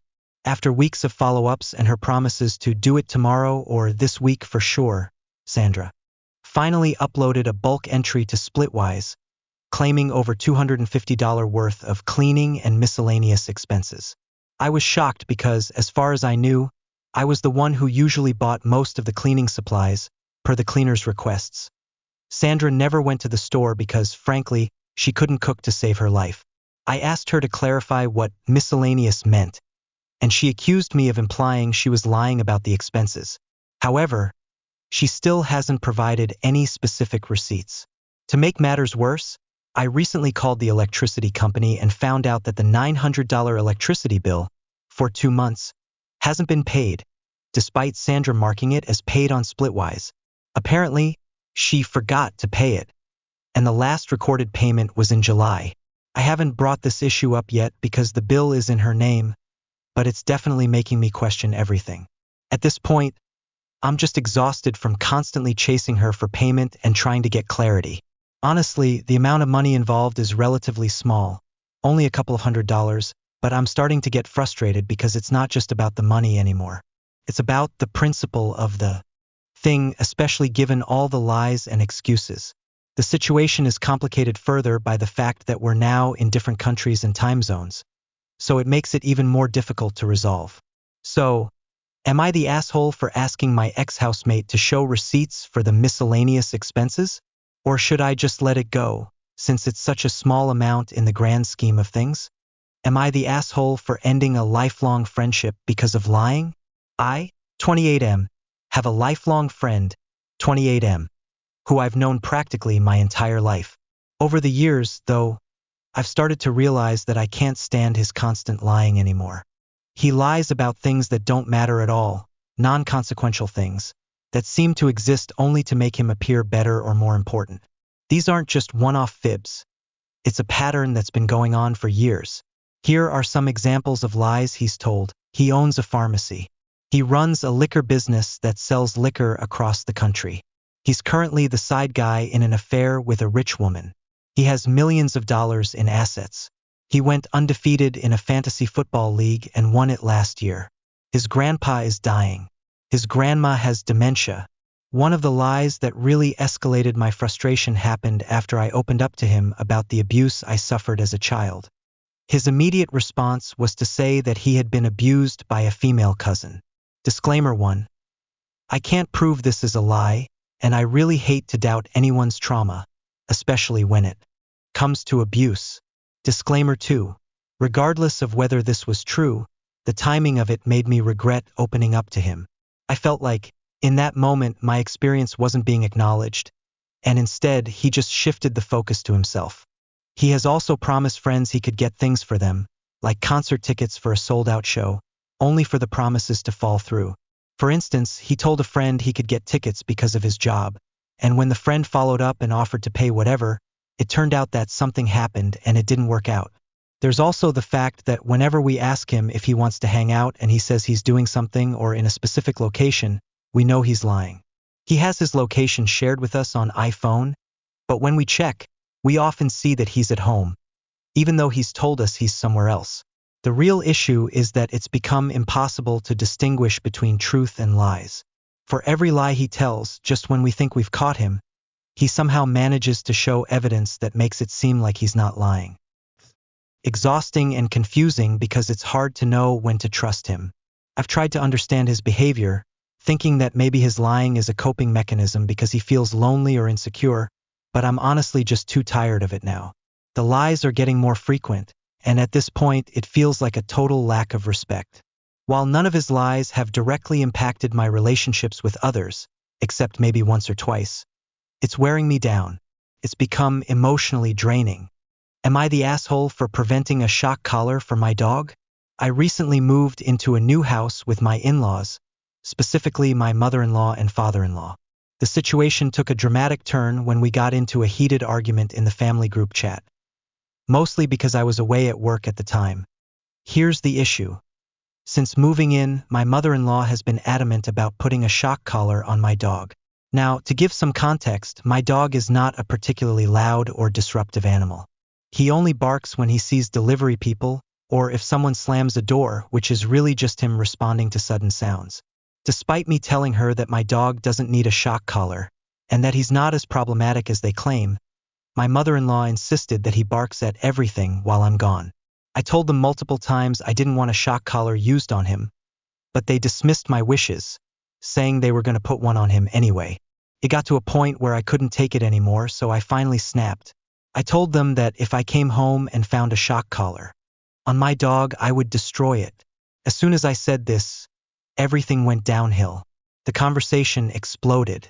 They called me unhinged and claimed I was overreacting, suggesting that a simple smack on the ass was far less severe than using a shock collar.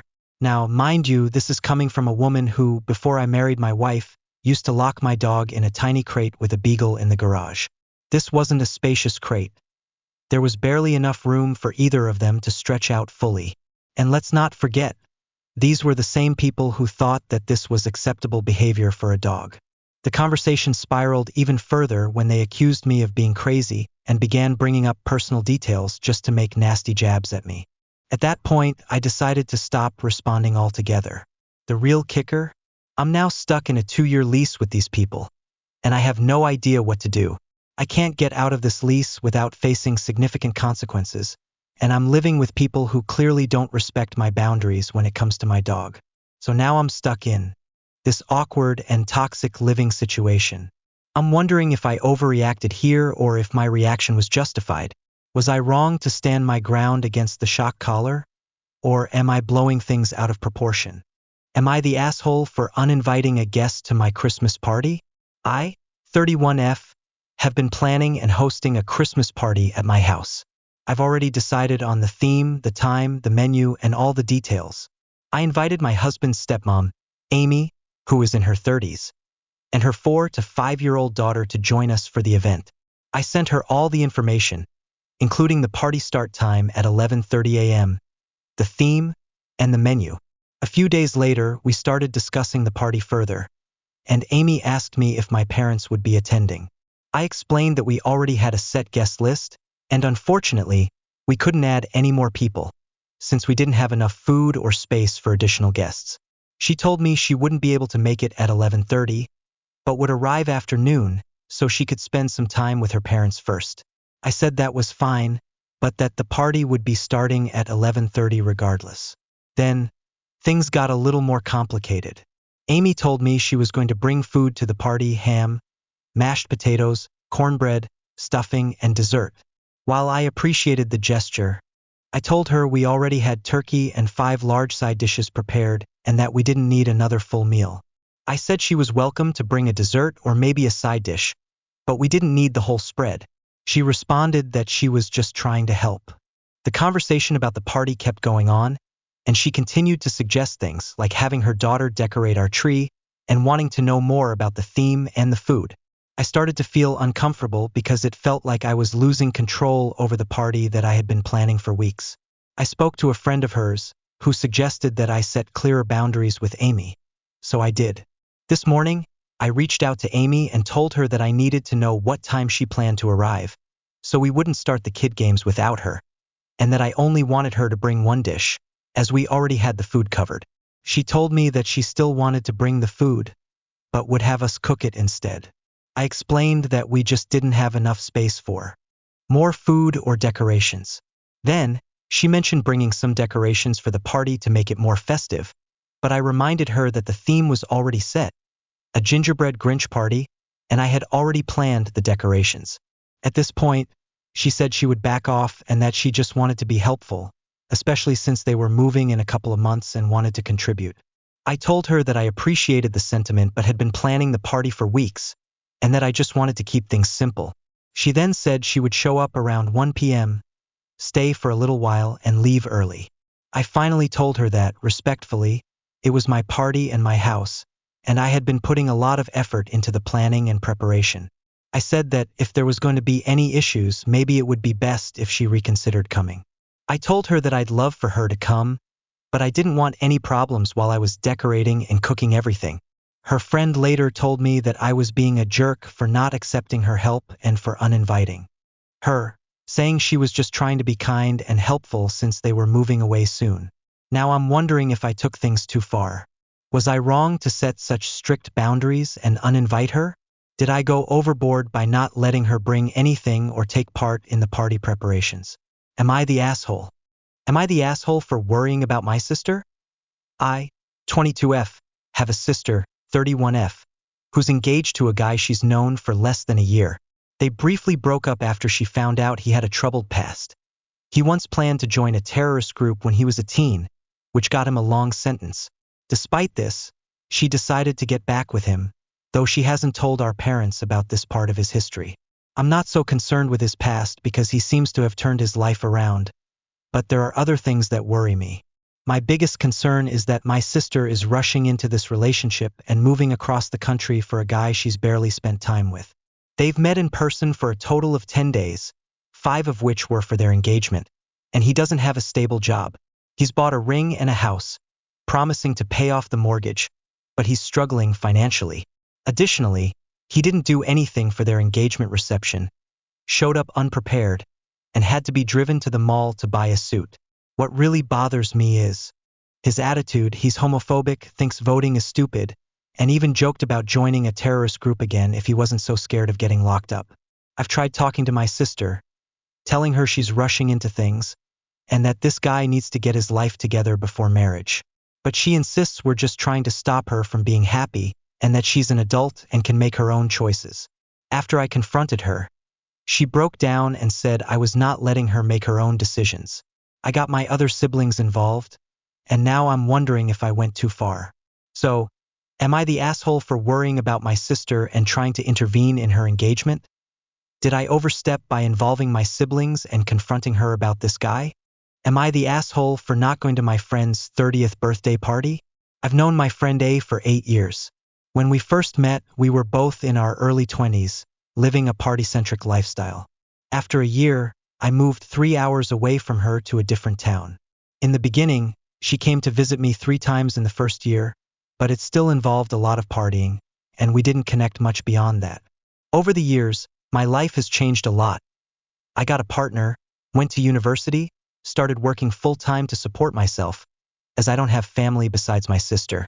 And I've become a lot busier and more focused on my personal growth. Whenever I'd visit the town where A lives, I'd message her to catch up. But over time, she either wouldn't respond or would cancel plans last minute. There were times she invited me to her holiday place, but I didn't feel close enough to go anymore.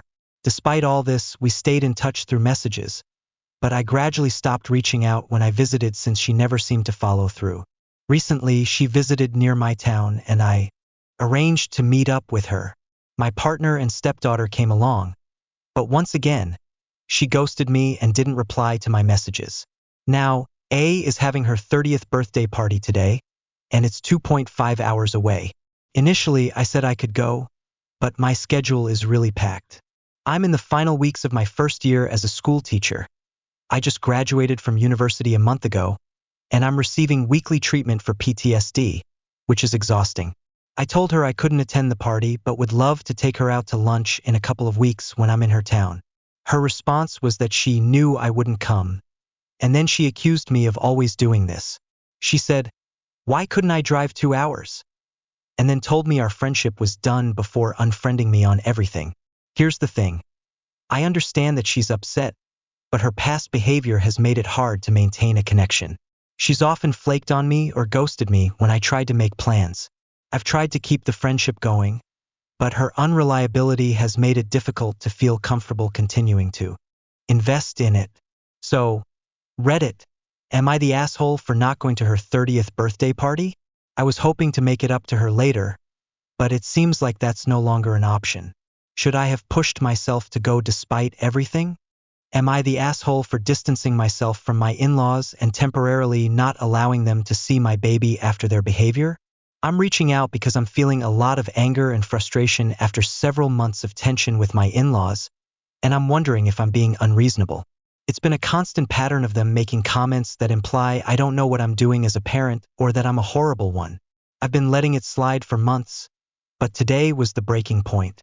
To give you some context, my baby just turned 1, yay! And we threw her a big birthday party. Not on the actual day, but a few days later. We rented a venue, decorated it, bought food, and invited around 22 people. My in-laws couldn't come because they got sick. At first, they weren't sure what it was, but then my mother-in-law told us it was COVID. We told them that they could still come, but they would need to stay outside since I had people with compromised immune systems, including my grandma who's recovering from skin cancer surgery and a friend who had a 1-month-old baby. Plus, we had 9 others there who were around babies regularly, so it felt safer to limit contact. Well, my brother-in-law still tried to just stroll right inside, heading straight towards my friend and her newborn. I yelled at him from across the room. I admit, it was harsh, to let him know he couldn't get the baby sick. Afterward, I texted him to apologize, explaining the stress and my concerns for my family. I thought it was a misunderstanding. His mom hadn't communicated our request clearly. The next day, we went to visit the in-laws as planned, but things quickly escalated. The comments started piling up. Mother-in-law made remarks about me needing to change my baby even though the diaper was fine. Then, my mother-in-law commented on how scrawny my baby looked and suggested I should feed her more. She's actually perfectly average weight. She just has a long torso like her dad. But that comment stung because it was like a direct criticism of how I'm feeding my child. Then, at Thanksgiving dinner, the final straw came when my father-in-law pulled me aside and told me I needed to prioritize family over friends. Now, I had already told them that to allow them to come to the party, I would have had to uninvite 11 family members, and only 4 of them were in-laws. The idea that my friends shouldn't be prioritized over family, when I was already visiting them the next day, felt completely unjust. It was frustrating, and I told my fiancé that I wasn't going to visit them anymore if this continued. The bigger issue for me is that they act like they have a right to see my baby above everyone else. I told my fiancé I will not be going back to their house anymore, and as long as they continue to act like this, I'll be temporarily keeping my baby away. I don't want her to grow up in an environment where she hears constant inappropriate jokes about sensitive topics like rape, mental health, and disabilities. These kinds of jokes have been made to me, and they've joked about my own postpartum depression, which I find incredibly hurtful. I've known my in-laws for about 4 years, but my best friend, who they constantly try to put down, has been in my life since I was in 4th grade, and I've known her longer than I've known my fiancé. She's the only person left who I feel close to, and I'm not going to let my baby grow up hearing these hurtful comments or seeing the blatant disregard for boundaries.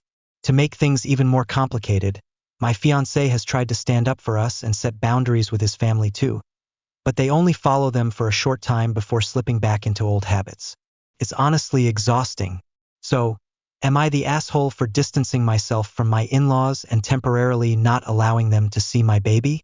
I feel like I'm doing what's best for my child and for my mental health, but I also worry that I might be overreacting out of anger. Edit to clarify. The in-laws were outside for the party, but they saw my baby start walking towards the bathroom and picked her up even though my fiancé and I had clearly said no. That really upset me because they had no respect for our boundaries, and this is a pattern that keeps repeating. Thank you to anyone who can offer perspective. Am I the asshole for not wanting to make an effort so that my in-laws, especially my mother-in-law, bond with my kids? First off, thank you to everyone for making me laugh with your own family traumas.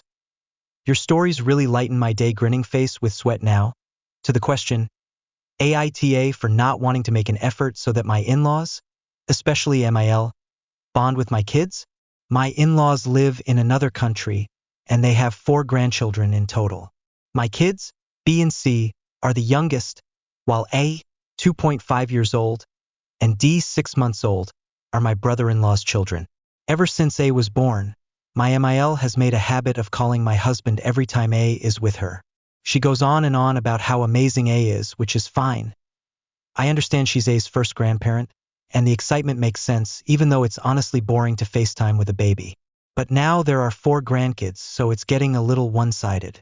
It seems really important to my MIL that my husband loves A just as much as he loves B and C, even though she doesn't expect the same from my brother-in-law. Since B and C were born, My husband has called his mom every other day to show her the kids in the hopes she'll acknowledge how wonderful they are. But it's never happened. Instead, she interrupts him to talk about A or her work. When she came to visit us last month, she brought A along to bond with B and C. They stayed for a week, but she never showed much interest in B and C. She didn't ask about how they were doing, their lives, or anything. The same happened with D. She asked for pictures of all her grandkids. But when it was time for photos, she didn't realize D was back home with my sister-in-law. She picked up A, leaving B and C on the floor. When they left, she called my husband, and instead of expressing joy at having spent time with B and C, she just went on about how adorable A was at the airport. The thing is, my MIL only shows interest in B and C when it somehow involves A. She doesn't seem to care to see B, C, and D bond, even though they're only 6 months apart and could likely form strong connections as they grow. I could maybe understand if D were too young, but she wanted A to bond with B and C when they were less than a month old. There have been moments when she forgets D is even there. She once FaceTimed my husband talking about A, and when he asked where D was, she said, "Oh, that's true. Where is she? Oh, she's back there." It feels like my kids are just an afterthought. Another thing that bothers me is that my MIL can't even tell B, the skinny, blonde one, and C, the chubby one with black hair, apart, and she doesn't know D's eye color. She really seems to only have eyes and love for A, which is puzzling, but I suspect it has something to do with it being the firstborn grandchild from her firstborn child. My husband has mentioned that it saddens him because D will likely notice the difference in how his mom treats A versus the other grandkids. He says this is how she treated him and his brother when they were kids, so it's normal. But he doesn't seem to realize that she treats our kids the same way. I'm not sure why I should make any extra effort for her to bond with my kids when she doesn't seem to care. They live in a different country, and it's sad for D because he'll likely see the favoritism. But I don't think I should have to go out of my way to make her feel special. MAL is supposed to visit in January, and my husband has asked me to invite her to bathe the kids. Yes, bathe them, as if that's somehow going to strengthen her bond with them. When I asked him why I wouldn't do the same for my own mom, he didn't see the point. He also wants me to plan special activities for her. But I don't know why I should do all this when she only seems to care about A. My family is much more involved with my kids, and while we don't see them as often as we'd like, we try our best to stay close. But when MIL visits, I feel like I'm expected to bend over backwards to make her feel important. So, am I in the wrong here for not wanting to put in all this extra effort when MIL only seems to care about A? Thanks for reading, and sorry for the long post. Am I the asshole for keeping my friend on a FaceTime call while my other friend was having a mental breakdown? I, 23F, was on a FaceTime call with my friend Star, 23F, and we decided to play FaceTime roulette, adding other friends to join us. I invited another friend, Cass, who Star doesn't know well.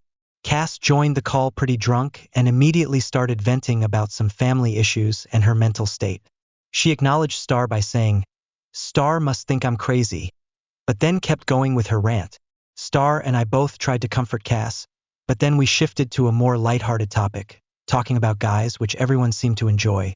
After a while, Cass started going off about a guy she's talking to, and when Star asked to see him, Cass decided to call him and left the group FaceTime. Star and I kept talking while Cass was gone. Cass came back after a few minutes, explained that she'd had a big argument with him, and left again to call him. This cycle of her joining and leaving to argue continued for another 30 minutes. Eventually, Cass added the guy to the group call, which made the situation really uncomfortable for Star and me, so we decided to leave the call. I called Star and Cass back, but only Star picked up.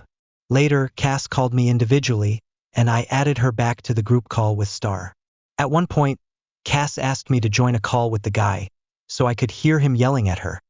But that wasn't something I had asked for or was comfortable with. After this, the guy ended up texting both Star and me individually, claiming that Cass had keyed his car. He also asked for us to look at photos of the car's damages, which seemed pretty intense. I told him that they should stop talking and asked to see the photo of the damage. Meanwhile, Cass kept cycling in and out of the group call to argue with him privately. At one point, Cass stopped rejoining the call. So Star and I resumed chatting about other things. I sent Star a video of the car's damage, saying it didn't look bad enough for him to be threatening violence toward her. When Cass eventually called me again, I added her back to the group call while Star was sharing her screen showing the video of the car damage. Cass immediately insisted on talking to me privately, so I called her back on my own. That's when she got upset, saying she was spiraling and didn't appreciate me keeping Star in the call. She said that it had been bothering her, but she hadn't mentioned it before.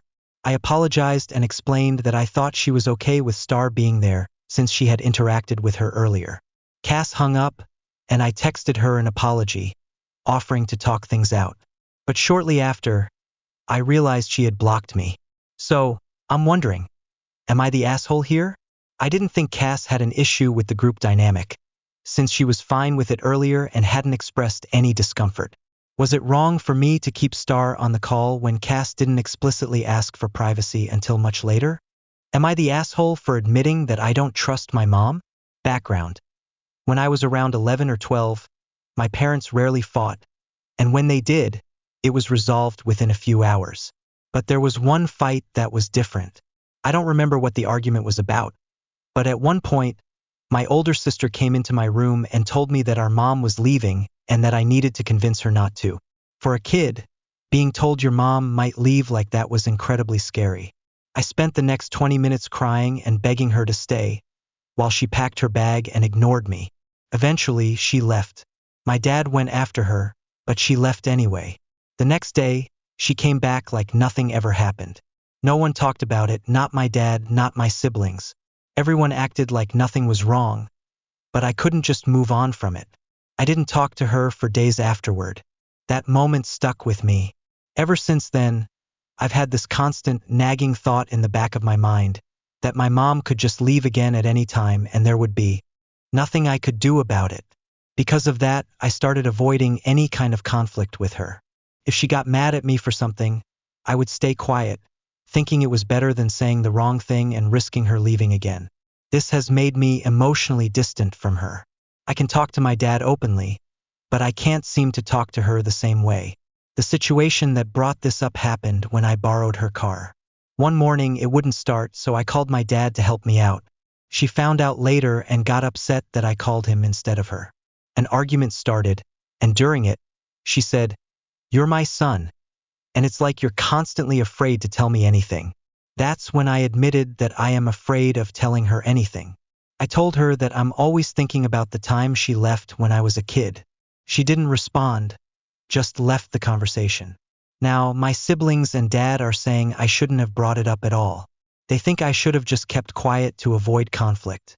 I know my mom probably thinks I'm an asshole for saying it, and now I'm wondering if I should have just stayed silent to keep the peace. So, Reddit, am I the asshole for admitting that I don't trust my mom? Mi hermanastro insistió en que me fuera de la casa durante el entierro de mi padrastro, creyendo que era suyo, hasta que el testamento reveló lo contrario. Jaque, de 38 años, nunca imaginó que estaría preparándome para el entierro de mi padrastro. Los recuerdos me asaltan como una ola gigante mientras estoy aquí organizando viejas fotos y planificando. La muerte parece hacer que uno considere toda una vida de eventos, tanto positivos como negativos. Cuando tenía 9 años, mi madre, Sara, se casó con Richard, mi padrastro. El día de la boda me parece como si fuera ayer. Mamá estaba hermosa con su sencilla ropa blanca, con la esperanza brillando en sus ojos por un nuevo comienzo. Richard, por otro lado, parecía estresado y serio, vistiendo un traje negro en lo que debió haber sido una ocasión feliz. Insistía en una actitud solemne que llegaría a conocer demasiado bien con los años. Richard era un hombre rígido desde el principio, especialmente cuando me miraba. Siempre parecía fruncir el ceño, y me preguntaba si no sabía cómo relacionarse con un niño que no era suyo o si sentía resentimiento por tener que asumir el rol de padrastro. Crecer con Richard no fue fácil. Desde mis calificaciones hasta mi vestuario y hasta cómo manejaba el tenedor en las comidas, criticaba todo lo que hacía. Tienes que trabajar más duro o este mundo cruel te masticará y te escupirá, me decía casi a diario. Mirando atrás, me pregunto si papá intentaba prepararme para la vida a su manera, aunque en ese entonces sentía que solo era cruel. Su rigidez permeaba todos los aspectos de nuestra vida, debía sentarme derecho, usar el tenedor correcto y solo hablar cuando me lo decían. Cualquier desviación de sus expectativas era recibida con una mirada dura o una corrección severa. Las vacaciones familiares, que deberían haber sido ligeras y relajadas, eran más como entrenamientos militares que excursiones de placer. Richard programaba todo hasta el último minuto. Dios nos ayude si nos apartábamos del plan. Recuerdo unas vacaciones en las que nos perdimos y llegamos 15 minutos tarde a un museo, y todo el día Richard estuvo de mal humor, quejándose del tiempo perdido y la preparación insuficiente. Todo cambió 3 años después de la boda cuando nació mi hermanastro, Michael. De repente, Richard tenía su propio hijo, y estaba claro a quién prefería. Le brindó todo su amor. Y cumplidos. La sonrisa de Richard, que nunca había visto antes, apareció al sostener a su hijo recién nacido. Fue como si se hubiera encendido una luz, y me sentí celoso y furioso. Cuando tenía 12 años, no entendía por qué Michael recibía todo el amor y la atención mientras yo solo recibía miradas duras y críticas. La diferencia era clara y dolorosa. Los logros de Michael, por más pequeños que fueran, se celebraban con gran alegría, mientras que mis propios éxitos eran recibidos con un simple asentimiento y un comentario sobre cómo podía mejorar la próxima vez. Mamá intentaba tranquilizarme cuando protestaba. Richard también te quiere, Jake, me decía, con los ojos suplicando que lo entendiera. Es amor duro, quiere que estés preparado para el mundo. Aún así, no sentía que fuera amor, me parecía una constante decepción, ya que Richard siempre me veía como alguien que fracasaba. Nuestra dinámica familiar cambió de maneras que nunca hubiera predicho. A los 25 años, mamá se enfermó y todos nos reunimos a su alrededor. Richard permaneció estoico incluso entonces, pero percibí compasión cuando sentía que nadie más lo veía. Cuando mamá pensaba que yo no estaba en la habitación, lo observaba. Cambiando suavemente sus almohadas o acariciando su mano. Fue la primera vez que entendí que la falta de afecto de Richard podría ser más una consecuencia de sus propias limitaciones que de sus sentimientos hacia nosotros. 2 años después, mamá falleció, y sentí que el pegamento que mantenía a nuestra familia unida se había roto. Lágrimas y oraciones en silencio definieron el funeral. Richard estuvo erguido como un monumento durante toda la ceremonia, con el rostro impasible, aunque la pared entre nosotros parecía ser una señal de aprobación de ese hombre que había sido mi figura paterna la mayor parte de mi vida. Cuidar de Richard en sus últimos años fue difícil, luchando contra las limitaciones que su cuerpo envejecido le imponía. Seguía siendo tan tenaz y crítico como siempre. Hubo días en los que el conflicto era tan denso que podías cortarlo con un cuchillo, pero, de vez en cuando, sentí que me faltaba algo. En sus ojos, destellos de agradecimiento, como aquella vez que me quedé despierto toda la noche con él durante un ataque de enfermedad, o cuando aprendí a preparar sus comidas favoritas mientras él se iba debilitando y ya no podía estar en la cocina. Esos momentos eran poco comunes, sin embargo, y la mayoría del tiempo sentía que cuidaba a un extraño que simplemente vivía en mi casa. Vivíamos en una tensa tregua, ninguno de los dos seguro de cómo cerrar la distancia que se había ensanchado entre nosotros a lo largo de los años.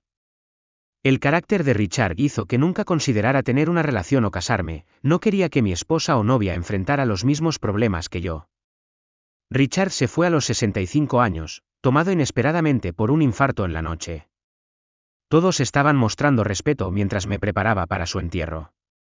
Michael llegó con Emma y sus hijos, Lily, de 5 años, y Max, de 3. No lo había visto en años hasta ahora, aunque parecía más viejo y más austero. Recuerdo de nuestros primeros años que él desprendía una sensación de derecho sobre todo. El funeral fue un evento deprimente. Estaba allí escuchando a la gente hablar de Richard, un hombre fantástico que siempre ponía a la familia primero, un pilar de la comunidad, y quería encontrar algo de ironía en todo eso, sabiendo lo que yo sabía de él. El Richard que describían me parecía un extraño. Michael me apartó mientras la gente se dispersaba. Cuando todo terminó, pensé que tal vez quería ayudarnos a reconectar, compartir recuerdos de nuestra niñez o simplemente apoyarnos en nuestra tristeza. Sin embargo, me dio un golpe inesperado que me dejó atónito. Sobre la casa, dijo, su voz relajada, como si habláramos del clima.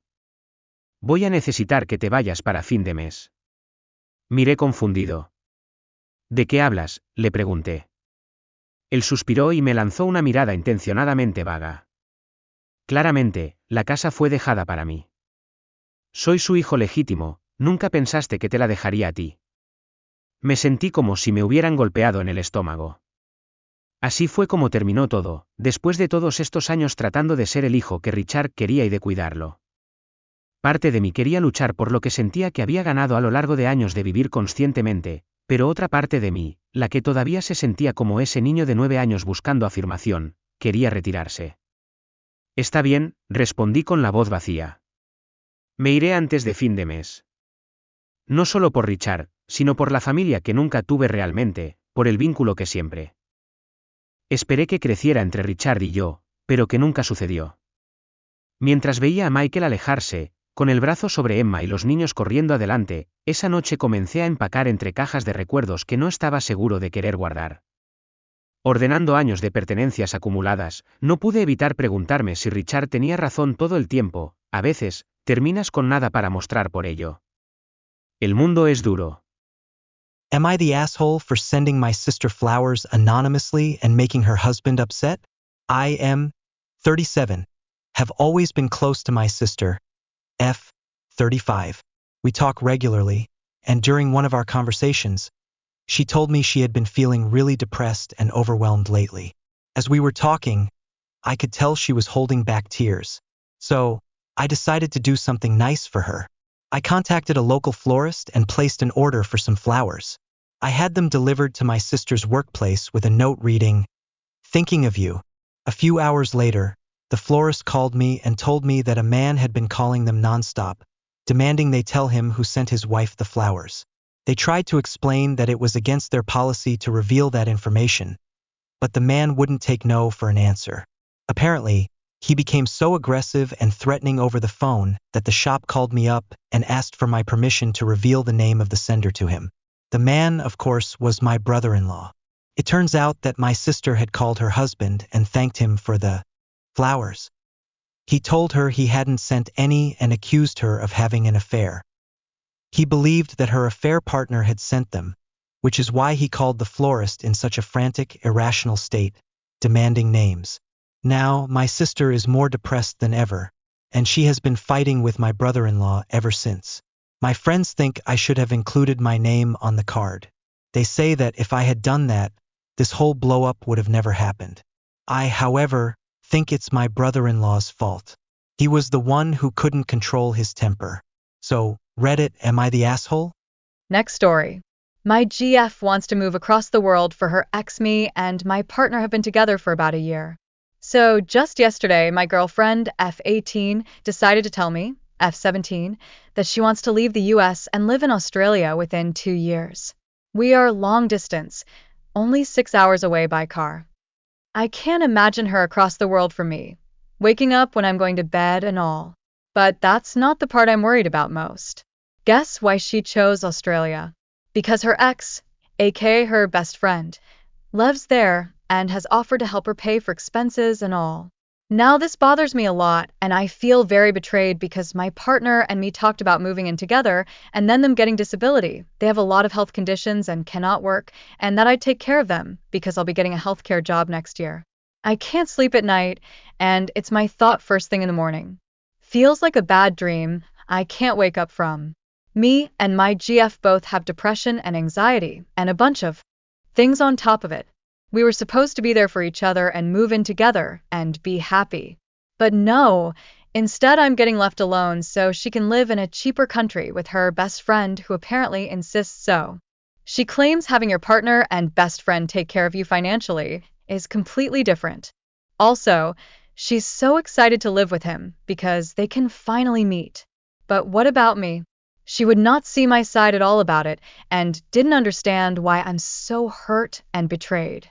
I talked to her about it later on in the night, and I told her let's forget about it for now. I'll worry about it when it's official or when it's time. Because I am not living in hell for 2 years knowing my love is leaving me for all things her ex. Who did I mention she ran back to when we broke up before? But it's still in my mind.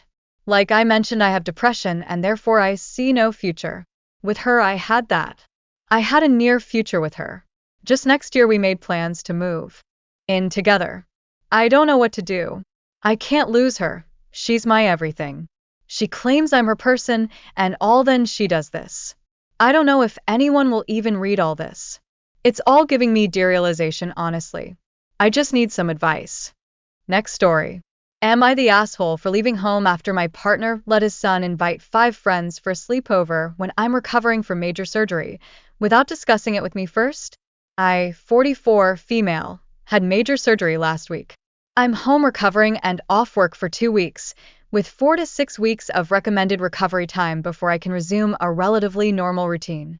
Yesterday afternoon, my partner, 42, male, told me that his son, 13, male, was having 5 friends over for a sleepover that night.